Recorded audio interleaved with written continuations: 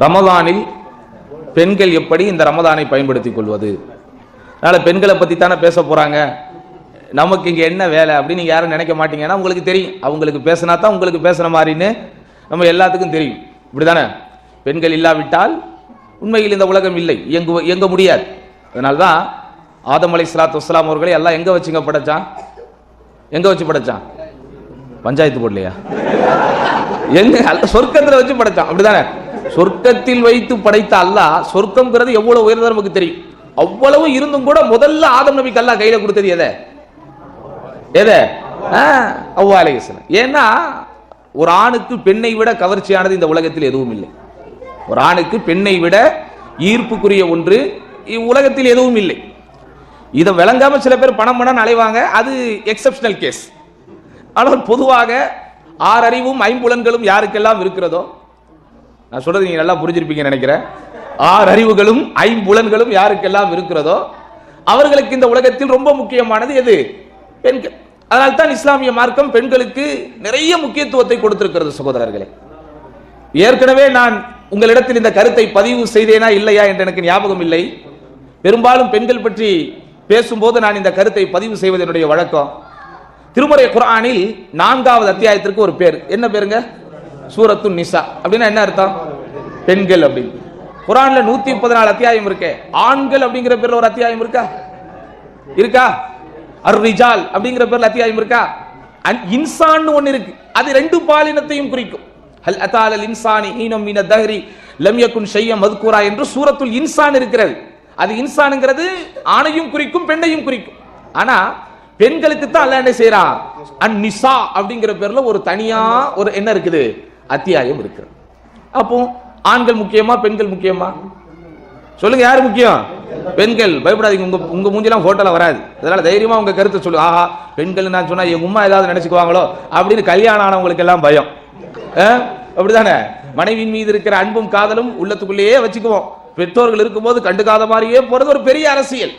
அதெல்லாம் ஒரு மிகப்பெரிய ஞானமும் ஒரு மிகப்பெரிய முக்தியும் மிகப்பெரிய ஒரு ஆமா, அதெல்லாம் இருந்தாதான் அப்படிலாம் நம்ம நடத்துக்க முடியும்.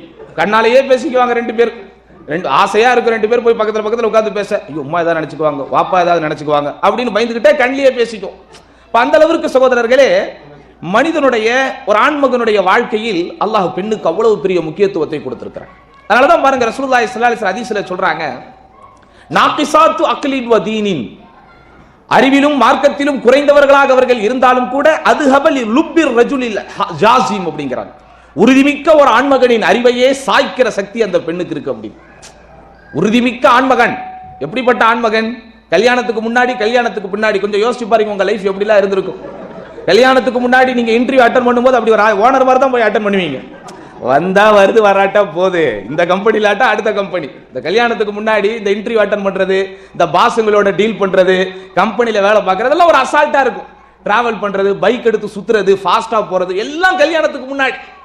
கல்யாணம் தான் ஆகும், அதுக்கப்புறம் தான் வாழ்க்கையில எல்லா மாற்றங்களும் வரும். முதலில் ஒரு கம்பெனியில் இருக்கிற பாஸுக்கு இவன் மரியாதை கொடுக்க ஆரம்பிக்கிறதே இவனுக்கு ஒரு பாஸ் வீட்டில் வந்ததுக்கு அப்புறம் தான். ஏன்? டக்குன்னு வேலை போயிடுச்சுன்னா என்ன செய்யறது? அது வரைக்கும் எனக்கு ஃப்ரெண்ட்ஸ் தான், எல்லாம் இவங்க தான். எனக்கு என் நண்பர்கள் எப்போ கூப்பிட்டாலும் நான் போயிருவேன், நைட்டு 1 மணிக்கு கூப்பிட்டாலும் போயிருவேன், எல்லாம் இவரு. கல்யாணம் ஆன உடனே ஃப்ரெண்ட்ஸ் எல்லாம் எங்க போறாங்கன்னே தெரியல. யோசிச்சு பாருங்க, நம்ம சிறுபிள்ளைகளாக இருக்கும் போது நமக்கு ஒரு நட்பு வட்டாரம், பள்ளிக்கூடத்திலே படிக்கும் போது ஒரு நட்பு வட்டாரம், கல்லூரிக்கு போகும்போது ஒரு நட்பு வட்டாரம், அந்த தெருவோரத்திலே விளையாடுவதற்கென்று ஒரு டீம், ஊர்க்காரர்கள் என்று ஒரு டீம். இப்போ எக்ஸ்ட்ரா ஜமாத்தையும் ஒன்று ஆட் பண்ணிக்கணும். அப்படிதான், ஏன்னா ஒவ்வொருத்தருக்கும் ஒரு ஜமாத் இருக்கு. இப்போ ஜமாத் ரீதியா ஒரு நட்பு வட்டாரம். இவங்க எல்லாம் எங்கெங்க இப்போ கல்யாணம் ஆனதுக்கு அப்புறம் நமக்கு எந்த கான்டாக்டுமே இருக்கிறது இல்ல. பாருங்க எந்த அளவிற்கு மனிதனுடைய வாழ்க்கை மாறி விடுகிறது. கல்யாணத்திற்கு முன்பு வரை லா பாயிண்ட் பேசிக் கொண்டிருப்பவன் கல்யாணத்துக்கு அப்புறம் லவ் பாயிண்ட் மட்டும் தான் பேசுவான். கல்யாணத்துக்கு முன்னாடி லா பாயிண்ட்லாம் பேசுவான். யோ, நான் உங்ககிட்ட வேலை பார்க்கறேன், நீ எனக்கு சம்பளம் தர்ற, அதோட நிப்பாட்டு, நான் உனக்கு அடிமை இல்லை, நான் உனக்கு பணிந்து போக மாட்டேன், குனிந்து போக மாட்டேன்னு பஞ்சு டைலாக்லாம் பேசுவான். எப்போ? கல்யாணத்துக்கு முன்னாடி. கல்யாணம் ஆன உடனே பொட்டி பாம்பாக அடங்கி விடுவார்கள் சகோதரர்களே. ஒரு ஆண்மகனுடைய அவனுடைய பொறுப்புணர்வே அவனுக்கு இந்த உலகத்திலே வெளிப்படுத்துவது எப்போ? அவனுக்கு திருமணம் என்று ஆனதற்கு பிறகுதான். அப்ப இந்த உண்மைகளை எல்லாம், இந்த தத்துவங்களை எல்லாம் நாம் உணர வேண்டும் என்பதற்காகத்தான் அல்லாஹ் சுப்ஹானஹு வ தஆலா ஆதம் நபியை படைத்தவுடன் முதலில் ஆதம் நபிக்கு பரிசாக, அன்பு பரிசாக அன்னை ஹவ்வா அலைஹிஸ்ஸலாத்து வஸ்ஸலாம் அவர்களை தூக்கி கொடுக்க. அதனால் பெண்களை பற்றி பேசாமல் நாம் இருக்கவே முடியாது. நபிகள் நாயகம் ஸல்லல்லாஹு அலைஹி வஸல்லம் அவர்களிடத்திலே ஒருவர் வந்து கேட்டார், நமக்கு தெரியும், யா ரசூலல்லாஹ் ஐயுன் நாசி அஹக்கு பி ஹுஸ்னி ஸஹாபத்தி, என்னுடைய தோழமைக்கும் என்னுடைய நேசத்திற்கும் என்னுடைய நட்பிற்கும் என்னுடைய அன்பிற்கும் என்னுடைய அரவணைப்பிற்கும் என்னுடைய ஆறுதலுக்கும் என்னுடைய ஆதரவிற்கும் அதிகம் தகுதி வாய்ந்தவர் இந்த உலகத்திலே யார்? ரசூலுல்லாஹ் யாரை சொன்னாங்க? உடைய தாய். எத்தனை வாட்டி சொன்னாங்க? 3 முறைகள். 4வது இடத்தை தான் யாருக்கு கொடுத்தாங்க? அப்புறம் எப்படி நீங்க வந்து பெண்கள் ஆண்கள் வந்து பெண்களை விட சிறந்தவங்கன்னு சொல்லிக்க முடியும்? அடுத்து மனைவி. அத்துன்யா குல்லுஹா மத்தாஉன் வ கைரு மத்தாஇத் துன்யா அல் மர்அத்து ஸாலிஹா. உலகத்தில் இறைவனால் அனுபவிப்பதற்கு, மனிதன் இன்பம் கொள்வதற்கு படைக்கப்பட்டிருக்கிற பொருட்களிலேயே, வஸ்துக்களிலேயே ஆக சிறந்தது, ஆக அற்புதமானது நல்லொழுக்கம் உள்ள சாலிகான மனைவின்னு சொன்னாங்க. எங்கேயாவது ஹதீஸ்ல நல்லொழுக்கம் உள்ள சாலிகான கணவன் தான் இந்த உலகத்தில் இருக்கக்கூடிய அனுபவிக்கக்கூடிய பொருட்களிலேயே சிறந்ததுன்னு ஹதீஸ் இருக்கா? மௌலைமார்கள்லாம் இருக்கிறாங்க, பெரிய பெரிய ஷேக்மார்கள்லாம் இருக்கிறாங்க. கேட்டு அப்படி இருக்கா ஷேக் ஏதாவது ஹதீஸ்? அத்துன்யா குல்லுஹா மத்தாஉன் வ கைரு மத்தாஇத் துன்யா அஸ்ஸௌஜு ஸாலிஹ் அப்படின்னு இல்லையா ஹதீஸ்ல? இருக்கா? அவர் படிச்சிருக்காரு போல இருக்கு. நாங்க படிச்சு எங்களுக்கு படிச்ச அளவுக்கு தெரியல. என்ன இருக்கல் மர்அத்து ஸாலிஹா ஸௌஜத்து ஸாலிஹா. வெயிட் பண்ணுங்க தா, ஏன் அவசரப்படுறீங்க? ஏன் கொஞ்ச நேரம் பெண்களை பாராட்ட விடுங்களேன். உங்களுக்காக எவ்வளவு தியாகம் பண்றாங்க அந்த பெண்கள். அவங்கள பத்தி கொஞ்சம் சிறப்பிச்சு ஏன் பேச விட மாட்டேன்? ஆணாதிக்க சமுதாயம், கேளுங்க அமைதியா. அப்போ உலகத்தில் அல்லாஹுவால் படைக்கப்பட்டிருக்கிற அந்த மனிதனுக்கு இன்பம் தரக்கூடிய, சந்தோஷம் தரக்கூடிய பொருட்களிலேயே ஆக சிறந்தது சாலிகான மனைவி. சரி, அடுத்து மகளாக. மகள் என்பது இந்த உலகத்திலேயே வர்ணிக்க முடியாத ஒரு மலர் சகோதரர்களே. ஒரு மகன், ஒரு ஆண் வளர்ந்துகிட்டே வரும்போது அவனுக்காக அவன் தாய் வேலை செஞ்சுக்கிட்டே இருப்பான். அவனுக்கு அதை பத்தி அக்கறையே தெரியாது. அம்மா செய்யறாங்க, நம்ம மேல பாசம் இருக்கு, நம்மளை பெற்றிருக்கிறாங்க, அதனால அவங்க செஞ்சுதான் ஆகணும். மனைவி ஒரு வீட்டிலே போய் நம்ம வீட்டில வந்து வேலை செய்வா. நான் கணவன், அவள் மனைவி வேலை செஞ்சுதான் ஆகணும் அப்படின்னு அங்க பாயிண்ட் பேசுவான். ஆனா என்னைக்கு அவன் மக போய் ஒரு வீட்டுல வேலை பார்க்குதோ அப்பதான் அவனுக்கு வலிக்கும். எது? ஒரு பெண்மையின் கஷ்டமே ஒரு மனிதனுக்கு எப்போது புரியும் என்றால், அவனுக்கென்று அல்லாஹ் ஒரு இளவரசியை தரும்போது, அவனுடைய அன்பிற்கும் அவனுடைய அரவணைப்புக்கும் அல்லாஹ் ஒரு மகளை தரும்போது, அவன் வீட்டின் இளம் ராணியாக ஒரு சிட்டு மலர்ந்து வரும்போதுதான், அந்த பெண்ணின் கண்ணில் கண்ணீர் வரும்போதுதான் இவனுக்கு வலியே என்னன்னு தெரியும். அப்படிப்பட்ட மகளை பத்தி ரசூலுல்லாஹ் சொன்னாங்க. என்ன சொன்னாங்க? யாருக்கு 2 பெண் குழந்தைகளோ அல்லது 3 பெண் குழந்தைகளோ இருந்து அவர்கள் விஷயத்தில் நீதியாக நடந்து அவர்களுக்கு நல்லொழுக்க கல்வியும் கொடுத்து சிறந்த முறையில் திருமணமும் செய்து வைப்பாரோ அவரும் நானும் சொர்க்கத்தில் இப்படி இருப்போம். அல்லது அந்த பெண்கள், அந்த பெண் மக்கள் அந்த தந்தையை நரகத்திலிருந்து பாதுகாக்கக்கூடிய கேடயமாக இருக்கும் அப்படின்னாங்க. இங்க ஆண் பிள்ளைகளை பத்தி சொன்னாங்களா? சொன்னாங்களா? யாருக்கு 2 ஆண் பிள்ளைகள் இருக்கிறதோ அந்த 2 ஆண் பிள்ளை அப்படின்னு ஹதீஸ்ல வரல. பெண் பிள்ளைகளுக்கு வருது, சகோதரிகளுக்கு வருது. ஆக இஸ்லாமிய மார்க்கம், இஸ்லாமிய ஷரியத்தினுடைய அனைத்து பக்கங்களையும் PhD முடிக்கக்கூடிய விஷயங்கள் இதெல்லாம், தீசி சமர்ப்பிக்கிற விஷயம் இதெல்லாம் ஆய்வு செய்து பார்க்கிற போது, மகளாக, சகோதரியாக, மனைவியாக, தாயாக அவள் எடுக்கிற அத்துணை பரிணாமங்களிலும் இஸ்லாம் அவளை தங்கத்தட்டில் வைத்து தாங்குகிறது சகோதரர்கள். அப்படின்னு இருக்கும்போது எப்படி அந்த பெண்களை பற்றி நம்ம பேசாம இருக்க முடியும்? பெண்களுக்கு தாங்க நீங்க மகர் கொடுக்கணும் கல்யாணம் ஆகும்போது, அந்த பெண்கள் உங்களுக்கு தரக்கூடாது. ஆனா இன்இகாசுல் உமூர் மின் அலாமாத்தி ஸாஅ, காரியங்கள் தலைகீழ் நடப்பது கியாமத்தினாலின் அடையாளம் என்பதை போல் இன்றைக்கு ஆண்கள் வாங்கி கொண்டிருக்கிறார்கள். அது பகிரங்கமான பச்சையான ஒரு ஹராம் மார்க்கம் தடை செய்திருப்பது. ஆனா அந்த பெண்மைக்கு இருக்கிற சிறப்பை நாம் உணர்ந்து கொள்வதற்கு, அந்த பெண்மைக்கென்று இறைவன் வழங்கியிருக்கிற அற்புதங்களை நாம் புரிந்து கொள்வதற்கு, இப்படி அவள் எடுக்கிற அத்துணை பரிணாமங்களிலும் அவளை சிறப்பித்தே வைத்து அவளை ஒரு அற்புதமான ஒரு படைப்பாக இஸ்லாமிய மார்க்கம் நம்மிடத்திலே கொடுத்திருக்கிறது. அதனாலதான் மரணம் தருவாயில் கூட, மரணிக்கிற நேரத்திலே கூட நபிகள் நாயகம் ஸல்லல்லாஹு அலைஹி வஸல்லம் சொன்னார்கள், இஸ்தௌசு பின் நிசாஇ கைரா, பெண்கள் விஷயத்தில் நீங்கள் நல்ல முறையில் நடந்து கொள்ளுங்கள் அப்படின்னு சொன்னாங்க. வலியுறுத்தி உபதேசம் செய்கிறேன், இஸ்தௌசு பின் நிசாஇ கைரா, பெண்கள் விஷயத்தில் நீங்கள் நல்ல முறையில் நடந்து கொள்ளுங்கள் என்று நான் உங்களுக்கு ஆணையிடுகிறேன் என்று சொன்னார் ரசூலுல்லாஹி ஸல்லல்லாஹு அலைஹி வஸல்லம். மரணிக்கும் தருவாயில் ரசூலுல்லாஹி ஸல்லல்லாஹு அலைஹி வஸல்லம் தன் மகளார் மீது எவ்வளவு அன்பு வைத்திருந்தார்கள். போர்க்களத்திற்காக போகும்போது கூட கடைசியாக பார்த்து விட்டு போகிற முகம் ஃபாத்திமா ரலியல்லாஹு அன்ஹாவின் முகம். போர்க்களம் முடித்துவிட்டு மதீனாவிற்குள் நுழையும் போது முதலாக பார்க்கக்கூடிய முகம் அந்த ஃபாத்திமாவின் முகம். இப்படி நபிகள் நாயகம் ஸல்லல்லாஹு அலைஹி வஸல்லம் அந்த பெண்மையை நாம் போற்ற வேண்டும் என்பதற்காக, பெண்மைக்குரிய மதிப்பை நாம் புரிந்து கொள்ள வேண்டும் என்பதற்காக, அந்த பெண்மைக்கென்று இஸ்லாமிய மார்க்கம் கொடுத்திருக்கிற புனிதத்தை நாம் விளங்க வேண்டும் என்பதற்காக ஏராளமான விஷயங்களை சொல்லியிருக்கிறார். அந்த அடிப்படையில தான் புனிதமிக்க இந்த ரமதான் மிக அற்புதமான ஒரு மாதம். இந்த மாதத்தினுடைய சிறப்புகளை பற்றி உங்களுக்கு சொல்ல வேண்டிய அவசியம் இல்லாத அளவிற்கு இந்த மாதத்தினுடைய சிறப்புகள் என்ன, இந்த மாதத்தினுடைய புனிதங்கள் என்ன, இந்த மாதத்திற்கு இறைவன் வைத்திருக்கிற கண்ணியங்கள் என்ன, எல்லாம் நமக்கு தெரியும். இந்த மாதத்தினுடைய சிறப்பை பற்றி புரிந்து கொள்வதற்கு ஒரே ஒரு விஷயத்தை நீங்கள் அறிந்து கொள்ளுங்கள்.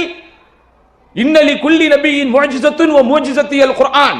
ஒவ்வொரு நபிக்கும் இறைவன் ஒரு அற்புதத்தை வழங்கியிருக்கிறான். எனக்கு வழங்கியிருக்கிற அற்புதம் என்பது இந்த அல் குர்ஆன் என்று எந்த குர்ஆனை சொன்னார்களோ அந்த குர்ஆனை அல்லாஹ் ரப்பல் ஆலமீன் இறக்குவதற்கு தேர்ந்தெடுத்த மாதம் இந்த மாதம் என்று நமக்கு மார்க்கத்திலே சொல்லி இருக்கிறதே, சொல்லப்பட்டிருக்கிறதே. இதை விட ஒரு வார்த்தை தேவையில்லை இந்த மாதத்தின் புனிதத்தை புரிந்து கொள்வதற்கு. அப்படியாப்பட்ட இந்த மாதத்தில் இந்த பெண்களுடைய பங்களிப்பு என்ன? இந்த பெண்கள் இந்த மாதத்தை எப்படி பயன்படுத்த வேண்டும்? ஆனால் இன்றைக்கு எப்படி பயன்படுத்திக் கொண்டிருக்கிறார்கள்? அன்பு சகோதரர்களே, இன்றைக்கு ஒரு 12 நோன்பு முடிந்து விட்டது. அல்ஹம்துலில்லாஹ் 13வது நோன்பை எதிர்பார்த்துக் கொண்டிருக்கிறோம். போன வருடமும் நோன்பு முடிந்தது, அதற்கு முந்தைய வருடமும் நோன்பு முடிந்தது. திடீர்னு வந்து உங்ககிட்ட ஒருத்தர் கேட்கிறார், பிரதர் போன வருஷம் நீங்க நோன்பு வச்சீங்களா? ஆமா வச்சேன். எத்தனை நோன்பு வச்சீங்க? எல்லா நோன்பு வச்சேன். ஏன்னா எனக்கு 29 30 ஞாபகம் இருக்காது. அதனால எத்தனை நோன்பு வச்சீங்கன்னு கேட்டா நம்ம கரெக்டா அப்படி டிப்ளமேட்டிக்கா ஒரு பதில் சொல்லுவோம். என்ன பதில்? எல்லா நோன்பு வச்சாங்க அப்படி. ஏன்னா எனக்கு 29 30 ஞாபகம் இருக்காது. எல்லா நோன்பு வச்சு இல்லப்பா, இந்த நோன்புல மறக்க முடியாத அன்ஃபர்கட்டபிள் மொமெண்ட் அப்படின்னு உனக்கு என்ன இருக்குது கொஞ்சம் சொல்லு அப்படின்னு கேட்கிறார். என்னங்க சொல்லுவீங்க? சஹர், இஃப்தார். இதை தாண்டி சொல்றதுக்கு ஏதாவது நம்ம கிட்ட இருக்கா? சும்மா கேட்கிற ஓப்பனா. சஹர், இஃப்தார் இதை தாண்டி அன்ஃபர்கட்டபிள் மொமெண்ட் என்று சொல்வதற்கு இந்த நோன்பில் எதை வைத்திருக்கிறோம்? கொஞ்சம் சில பேர் சொல்லலாம், போன வருஷம் நோன்புல தாங்க நான் சூப்பரா பர்ச்சேஸ் பண்ணேன். எப்படா பண்ண? சீப்பா பண்ணேன் அப்படிமா. ஒவ்வொரு வருஷத்துக்கு அவனுக்கு ஒரு பட்ஜெட் வைக்கணும் பர்ச்சேஸுக்கு. போன வருஷம் எனக்கு சீப்பா கிடைச்சது அப்படின்னா அது சில பேருக்கு மறக்க முடியாத நிகழ்வு. இன்னும் சில பேர் நாங்க கெட் டுகெதர் வச்சோம், இஃப்தார் கெட் டுகெதர் வச்சோம், ஃபேமிலி இஃப்தார் வச்சோம். அப்ப சுத்தி சுத்தி சோத்துல தான் இருக்கு ஞாபகம். சுத்தி சுத்தி என்ன கேள்வி கேட்டாலும் போன வருடத்தில் நோன்பில் மறக்க முடியாத ஒரு சிறு குறிப்பு வரைக அப்படின்னு யாராவது கேள்வி கேட்டா, போன வருஷம் நான் நோன்புல 5 வாட்டி குர்ஆனை ஓதி முடிச்சேன் அப்படின்னு நம்ம இடத்துல டக்குன்னு பதில் வராது. போன வருஷம் ரமதானில் ஒரு தராவிஹ் கூட நான் மிஸ் பண்ணாம கரெக்டா பர்ஃபெக்ட்டா முன்சஃப்ல நின்னு இமாமோட ஆரம்பிச்சு இமாமோட முடிச்சேன் அப்படின்னு சொல்வதற்கு நமக்கு எதுவும் இல்லை. அப்போ ஒவ்வொரு வருடமும் ரமதான் முடியும் போது சகோதரர்களே, மறக்க முடியாத பசுமை நினைவலைகளாக நம்முடைய சிந்தனையில் சுழன்று கொண்டிருக்கிற, உழன்று கொண்டிருக்கிற, ஓடிக்கொண்டிருக்கிற ஒரே விஷயம் சஹரும் இஃப்தாரும் என்றால், அந்த சஹரையும் இஃப்தாரையும் உனக்காக தயாரித்து தருபவள் உன் மனைவி எனும் போது அவளை ஒதுக்கி வச்சுட்டு எப்படி இந்த ரமதானை நம்ம பேச முடியும்? இதுதான் அவ்வளவு நான் சொன்னேன். இப்படி இஸ்லாமிய மார்க்கம் எல்லா விஷயங்களிலும் பெண்களுக்குரிய முக்கியத்துவத்தை தருகிறது, பெண்களுக்குரிய பங்களிப்பை தருகிறது. மிகச்சரியான கணக்கச்சிதமான முறையில் பெண்களுக்கு உண்டான இடஒதுக்கீடை தரக்கூடிய ஒரே மார்க்கம் இஸ்லாமிய மார்க்கம் தான். அதனாலதான் திருமறை குர்ஆனில் ஒரு வசனம் சொல்லுகிறது, இன்னல் முஸ்லிமீன வல் முஸ்லிமாத் வல் முஃமினீன வல் முஃமினாத் வல் கானிதீன வல் கானிதாத் வஸ் சாதிகீன வஸ் சாதிகாத் வஸ் சாபிரீன வஸ் சாபிராத் வல் காஷிஈன வல் காஷிஆத் வல் முத்தசத்திகீன வல் முத்தசத்திகாத் வஸ் சாயிமீன வஸ் சாயிமாத். அல்லாஹ் நன்மையான காரியங்களை, இஸ்லாமிய மார்க்கத்திலே வாழ்ந்து கொண்டிருக்கிற முஸ்லிம்கள் செய்யக்கூடிய நன்மையான விஷயங்களை ஒன்றொன்றாக பட்டியல் போடுகிறான். முஸ்லிமான ஆண்கள், பெண்கள், இறை நம்பிக்கை கொண்ட ஆண்கள், பெண்கள், வணக்க வழிபாட்டிலே ஈடுபடுகிற உறுதியான ஆண்கள், பெண்கள், உண்மை பேசுகிற ஆண்கள், பெண்கள், பொறுமையை கடைபிடிக்கிற ஆண்கள், பெண்கள், உள்ளச்சத்தோடு வாழுகிற ஆண்கள், பெண்கள், தான தர்மம் செய்கிற ஆண்கள், பெண்கள், நோன்பு வைக்கிற ஆண்கள், பெண்கள் அப்படிங்கிற. அப்போ அந்த நோன்பாளி பெண்மணிகளை அல்லாஹ் சுப்ஹானஹு வ தஆலா தனியாக நினைவு கூறுகிறான் என்றால், நோன்பு வைக்கக்கூடிய பெண்களுக்கு தனியாக ஒரு வார்த்தையை கொடுத்த அந்த பெண்மையின் மகத்துவத்தை உணரக்கூடிய விதத்தில் இந்த நோன்பு மாதத்திலே இணைக்கிறான் என்றால், அந்த பெண்களுடைய நோன்பு இன்றைக்கு எப்படி போய் கொண்டிருக்கிறது? என்னங்க சஹருக்கு என்ன செய்யணும், என்னங்க இஃப்தாருக்கு என்ன செய்யணும், இதை தாண்டி அந்த பொம்பளைகளுக்கு ஏதாவது விட்டுருக்கீங்களா? வீட்டுல நோன்பு மாசத்துல, நோன்பு மாதத்தில் நாம் எல்லாம் உறங்கி விடுவோம். எல்லாம் நம்ம ஆபீஸ் போயிட்டு டயர்டா வந்துடுறோமே. நம்ம நினைத்துக் கொண்டிருக்கிறோம் சகோதரர்களே, களைப்பு என்பது நமக்கு மட்டும்தான் என்று. யோசிச்சு பாருங்க, நம்ம எப்படி குடும்பம் நடத்துறோம். எல்லாம் என்னையும் மன்னிக்கணும், உங்களையும் மன்னிக்கணும். குடும்பத்தோட வெளியே போயிட்டு வருவோம். நம்ம எவ்வளவு தூரம் டிராவல் பண்ணிருக்கிறோமோ அதே அளவு தான் ஒய்ஃப் டிராவல் பண்ணிருக்கு. இன்னும் நம்மளாவது சாதாரண ட்ரெஸ் போட்டிருக்கோம், பெண்கள் புர்கா எல்லாம் போட்டு ரொம்ப சிரமமான ஆடை என்கிற வடிவமைப்பிற்குள் தான் தங்களை அவர்கள் உட்புகுத்திக் கொள்கிறார்கள். நம்ம ஆண்கள் நம்முடைய இயற்கை தேவையை எந்த இடத்துலையும் போய் நிறைவேற்றிடுவோம். பெண்கள் அப்படி இல்லை, அவங்களுக்குன்னு பிடித்தமான இடமாக இருக்க வேண்டும், அவங்களுக்குன்னு பாதுகாப்பான சூழலாக இருக்க வேண்டும். அதனால டக்குன்னு அவங்க நம்மள மாதிரி தங்களுடைய இயற்கை தேவைகளை நிறைவேற்றிவிட முடியாது. இதை எதற்காக நான் இங்கே சொல்கிறேன் என்றால், ஒரு பிரயாணத்திற்காக நாம் குடும்ப சகிதம் போகிறோம் என்றால் நம்மை விட மும்மடங்கு களைப்புக்கு அவள் தான் ஆளாகிறாள். ஆனா வீட்டுக்குள்ள வந்த உடனே ஒரு சட்டை அவுக்கும் போது ரொம்ப டயர்டா இருக்கு, ஒரு காஃபி போடு போயிடுவாரு. ரொம்ப டயர்டா இருக்கு, எனக்கு டீ போடு. அப்படிலாம் நாங்க சொல்றதே இல்லை. நீங்க யாரை பத்தி பேசுறீங்க அப்படின்னு நினைக்கிறீங்களா? சிரிக்கிறத பார்த்தா அப்படிதான் தெரியுது. இல்ல சொல்லுவாங்க சில பேர், நம்ம யாரும் சொல்றது இல்ல, சொல்லுவாங்க சில பேர். எப்படி டயர்டா 2 பேரும் உள்ள வருவாங்க, வரும்போது இவர் சட்டையை அவுத்துக்கிட்டே சொல்லிடுவாரு சிம்பிளா, ரொம்ப தலைவலிக்கிற மாதிரி டீ கூட காலையில ஆபீஸுக்கு போகணும். அந்த காலையில ஆபீஸுக்கு போகணுங்கிற வார்த்தையை நீங்க கவனிக்கணும். ஏன்? அப்பதான் டீ வரும். அன்னைக்கு ஒருத்தர் என்கிட்ட சொன்னாரு, நான் என் ஒய்ஃப் கிட்ட 10 வாட்டி டீ கேட்பேன். டீ தான் 11வது வாட்டி என்ன பண்ணுவேன், நானே போய் போட்டு வந்துருவேன். வல்லாஹ், நான் சிரிப்பதற்காக சொல்ல, வல்லாஹ் அவர் ஒரு நல்ல நிறுவனத்தில் வேலை பார்க்கிறாரு, என்னுடைய நண்பர், மாஷா அல்லாஹ். அவர் உண்மையிலே நான் ஏதோ செஞ்சிருவார் போல இருக்கு. நம்ம செய்யற காலம் இல்ல, அதெல்லாம் முடிஞ்சு, அது நம்ம அப்பா காலத்திலே முடிஞ்சு செய்யறதெல்லாம் இப்ப செய்யப்பட்டுக்கிட்டு இருக்கிறாங்க எல்லாரும். நான் உங்க ஊர் பெண்களை பற்றி பேசவில்லை, பொதுவாக வேற்று கிரகவாசிகளை பற்றி நான் பேசிக் கொண்டிருக்கிறேன். சரியா? அப்ப அவர் சொன்ன தொனி இருக்குது, 10 வாட்டி கேட்பேன் தராட்டா, என்னையா பண்ணுவேன், 11வது வாட்டி நானே போய் போட்டு வந்துருவேன். அப்ப இப்படி நடக்குது. ஆனால் பொதுவாக என்ன நடக்கிறது, வெளியே இருக்கக்கூடிய களைப்புகளை எல்லாம் தாங்கிக் கொண்டு அவள் வீட்டிற்கு வந்து விட்டால் எழுதப்படாத ஒரு விதி இருக்கிறது, இவனுக்கு தாகம் எடுத்தாலும் தண்ணி அவள் தான் கொண்டு வர வேண்டும் என்று, இவனுக்கு களைப்பு இருக்கும் போது காஃபி அவள் தான் போட வேண்டும் என்று. இப்படி சகோதரர்களை இத்தனை சிரமங்களை தாங்கிக் கொண்டுதான் ஒரு பெண்மணி நம்மோடு வாழ்ந்து கொண்டிருக்கிறாள். ஆனால் இந்த பெண்ணுக்கு, இந்த மனைவிக்கு இந்த நோன்பு மாதங்களில் நாம் விட்டு வைத்திருக்கிற விஷயங்கள் என்ன? சஹருக்கு எந்திரிக்க வேண்டும், சஹரை சமைக்க வேண்டும், இஃப்தாரை சமைக்க வேண்டும், சஹரை சமைக்க வேண்டும், இஃப்தாரை சமைக்க வேண்டும். இப்படியே பெரும்பான்மையான பெண்மணிகளுடைய இந்த நோன்பு மாதங்கள் என்பது வீட்டிலே இருக்கக்கூடிய சமையலறையிலேயே முடங்கி விடுகிறது என்கிற கவலையோடு தான் இங்கு இருக்கிற உலமாக்கள் இந்த தலைப்பை கொடுத்திருக்கிறார்கள். என்ன தலைப்பு? பெண்கள் இந்த ரமதானை எப்படி கடைபிடிக்க வேண்டும். அருமை சகோதரர்களே, நோன்பிருக்கும் பெண்களுக்கும் பாரிய தொடர்பு இருக்கிறது. நபிகள் நாயகம் ஸல்லல்லாஹு அலைஹி வஸல்லம் ஒரு செய்தியிலே சொல்கிறார்கள், இதா ஸல்லத்தில் மர்அத்து ஹம்ஸஹா வ ஸாமத் ஷஹரஹா வ ஹஃபிதத் ஃபர்ஜஹா வ அதாஅத் ஸௌஜஹா கீல லஹா உத்குலில் ஜன்னத மின் ஐயி அபுவாபில் ஜன்னதி ஷிஇதி. எந்த ஒரு பெண் தன்னுடைய ஐங்கால தொழுகையை சரியாக நிறைவேற்றுகிறாளோ, தன்னுடைய ரமதான் மாதத்தின் நோன்பை சரியாக நோக்கிறாளோ, தன்னுடைய கற்பை பாதுகாத்துக் கொள்கிறாளோ, தன்னுடைய கணவனுக்கு கட்டுப்படுகிறாளோ, அவள் சொர்க்கத்தின் எந்த வாசல் வழியாக வேண்டுமானாலும் நுழையலாம் என்று சொல்லப்படும். நிற்க இப்படிப்பட்ட ஒரு பொது அறிவிப்பு ஆண்களுக்கு இல்லை. ஹதீஸ்ல இருக்கா?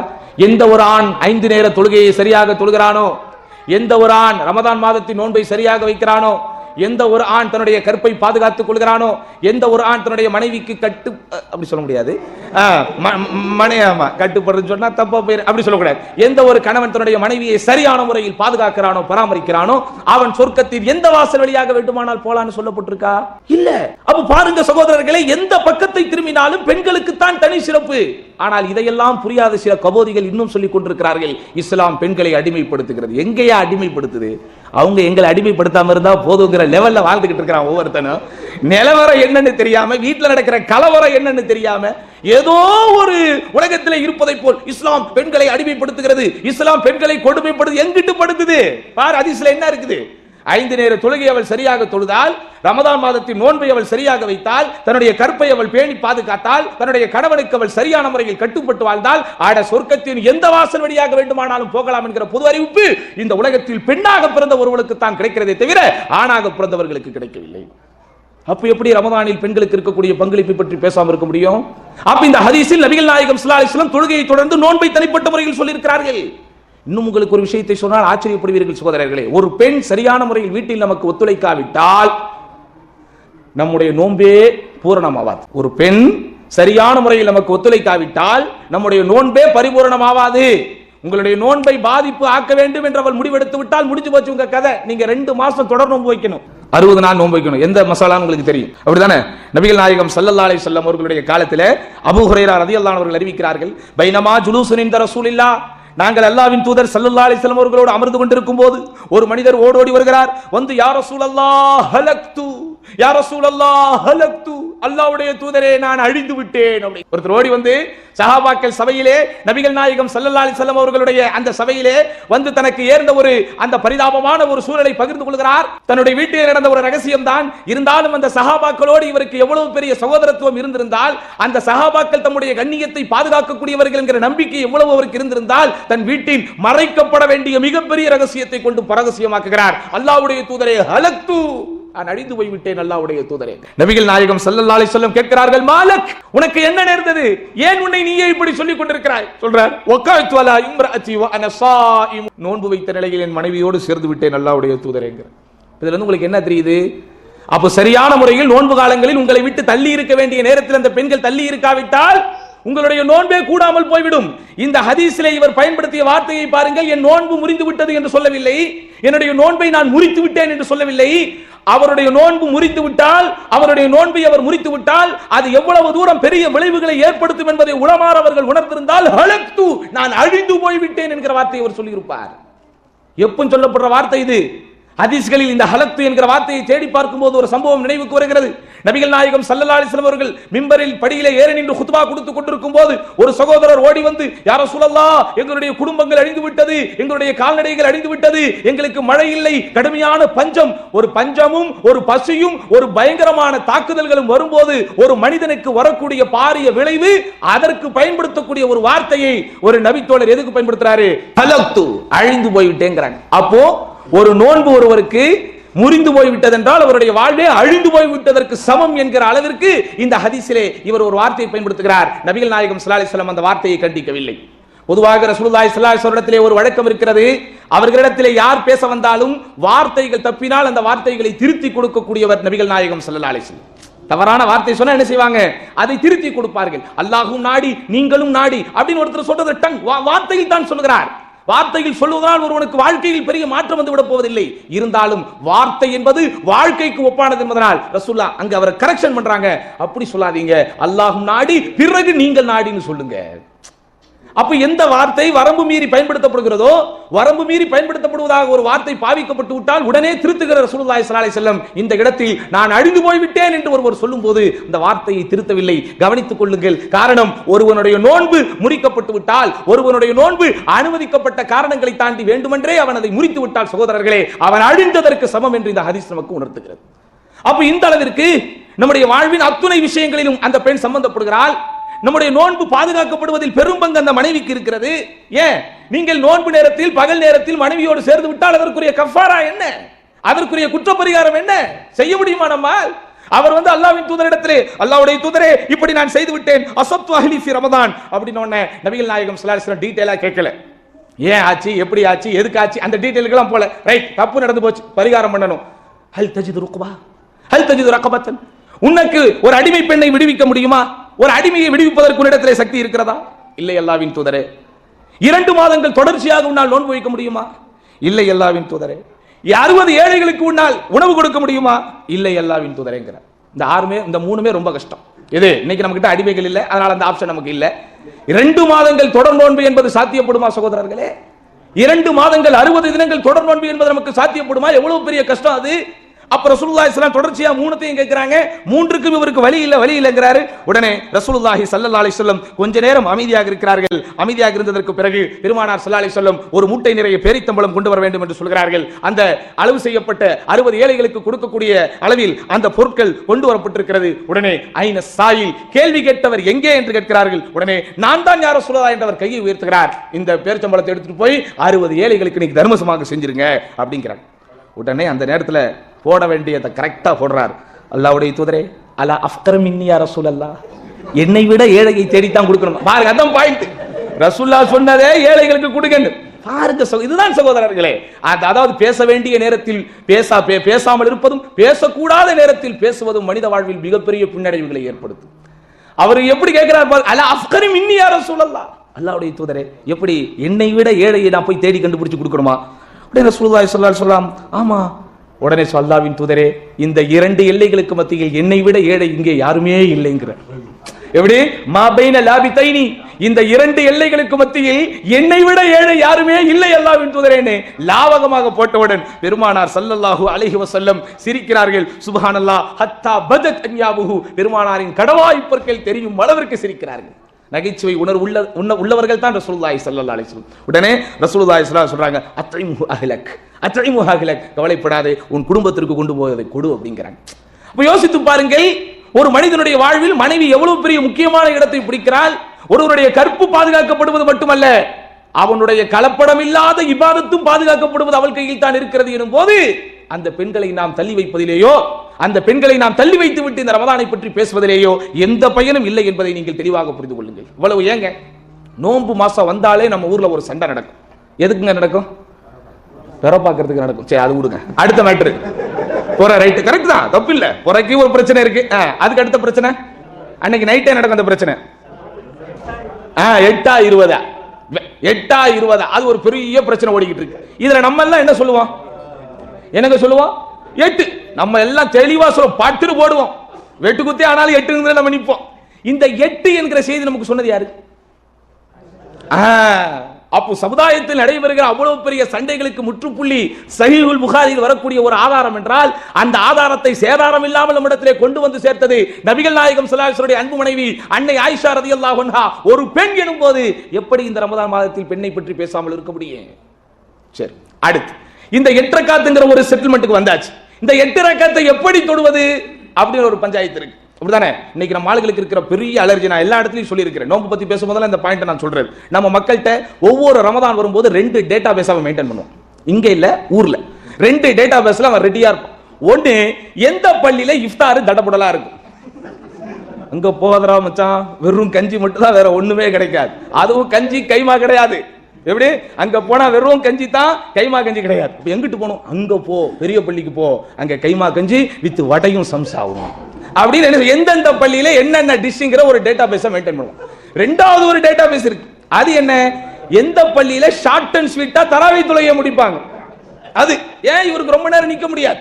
ஏன்னா இவர் என்ன தெரியுமா, அரை மணி நேரத்தில் தொழுது முடிச்சுட்டு போய் இலங்கை பிரச்சனையை தீர்த்து வைக்கணும். இவர் அந்த அளவுக்கு ரொம்ப முக்கியமான பொசிஷன்ல இருக்கிறவர் இல்லை. இவரு அரை மணி நேரத்துக்கு மேல போய் தொழுகிறீங்கன்னா இவருக்கு ஆகாது. என்னைக்காவது போய் தப்பித்தவரி தெரியாம போய் மாட்டிக்கிட்டா அந்த அஜரத்தை இவன் சபிக்க தாங்க மாட்டான்.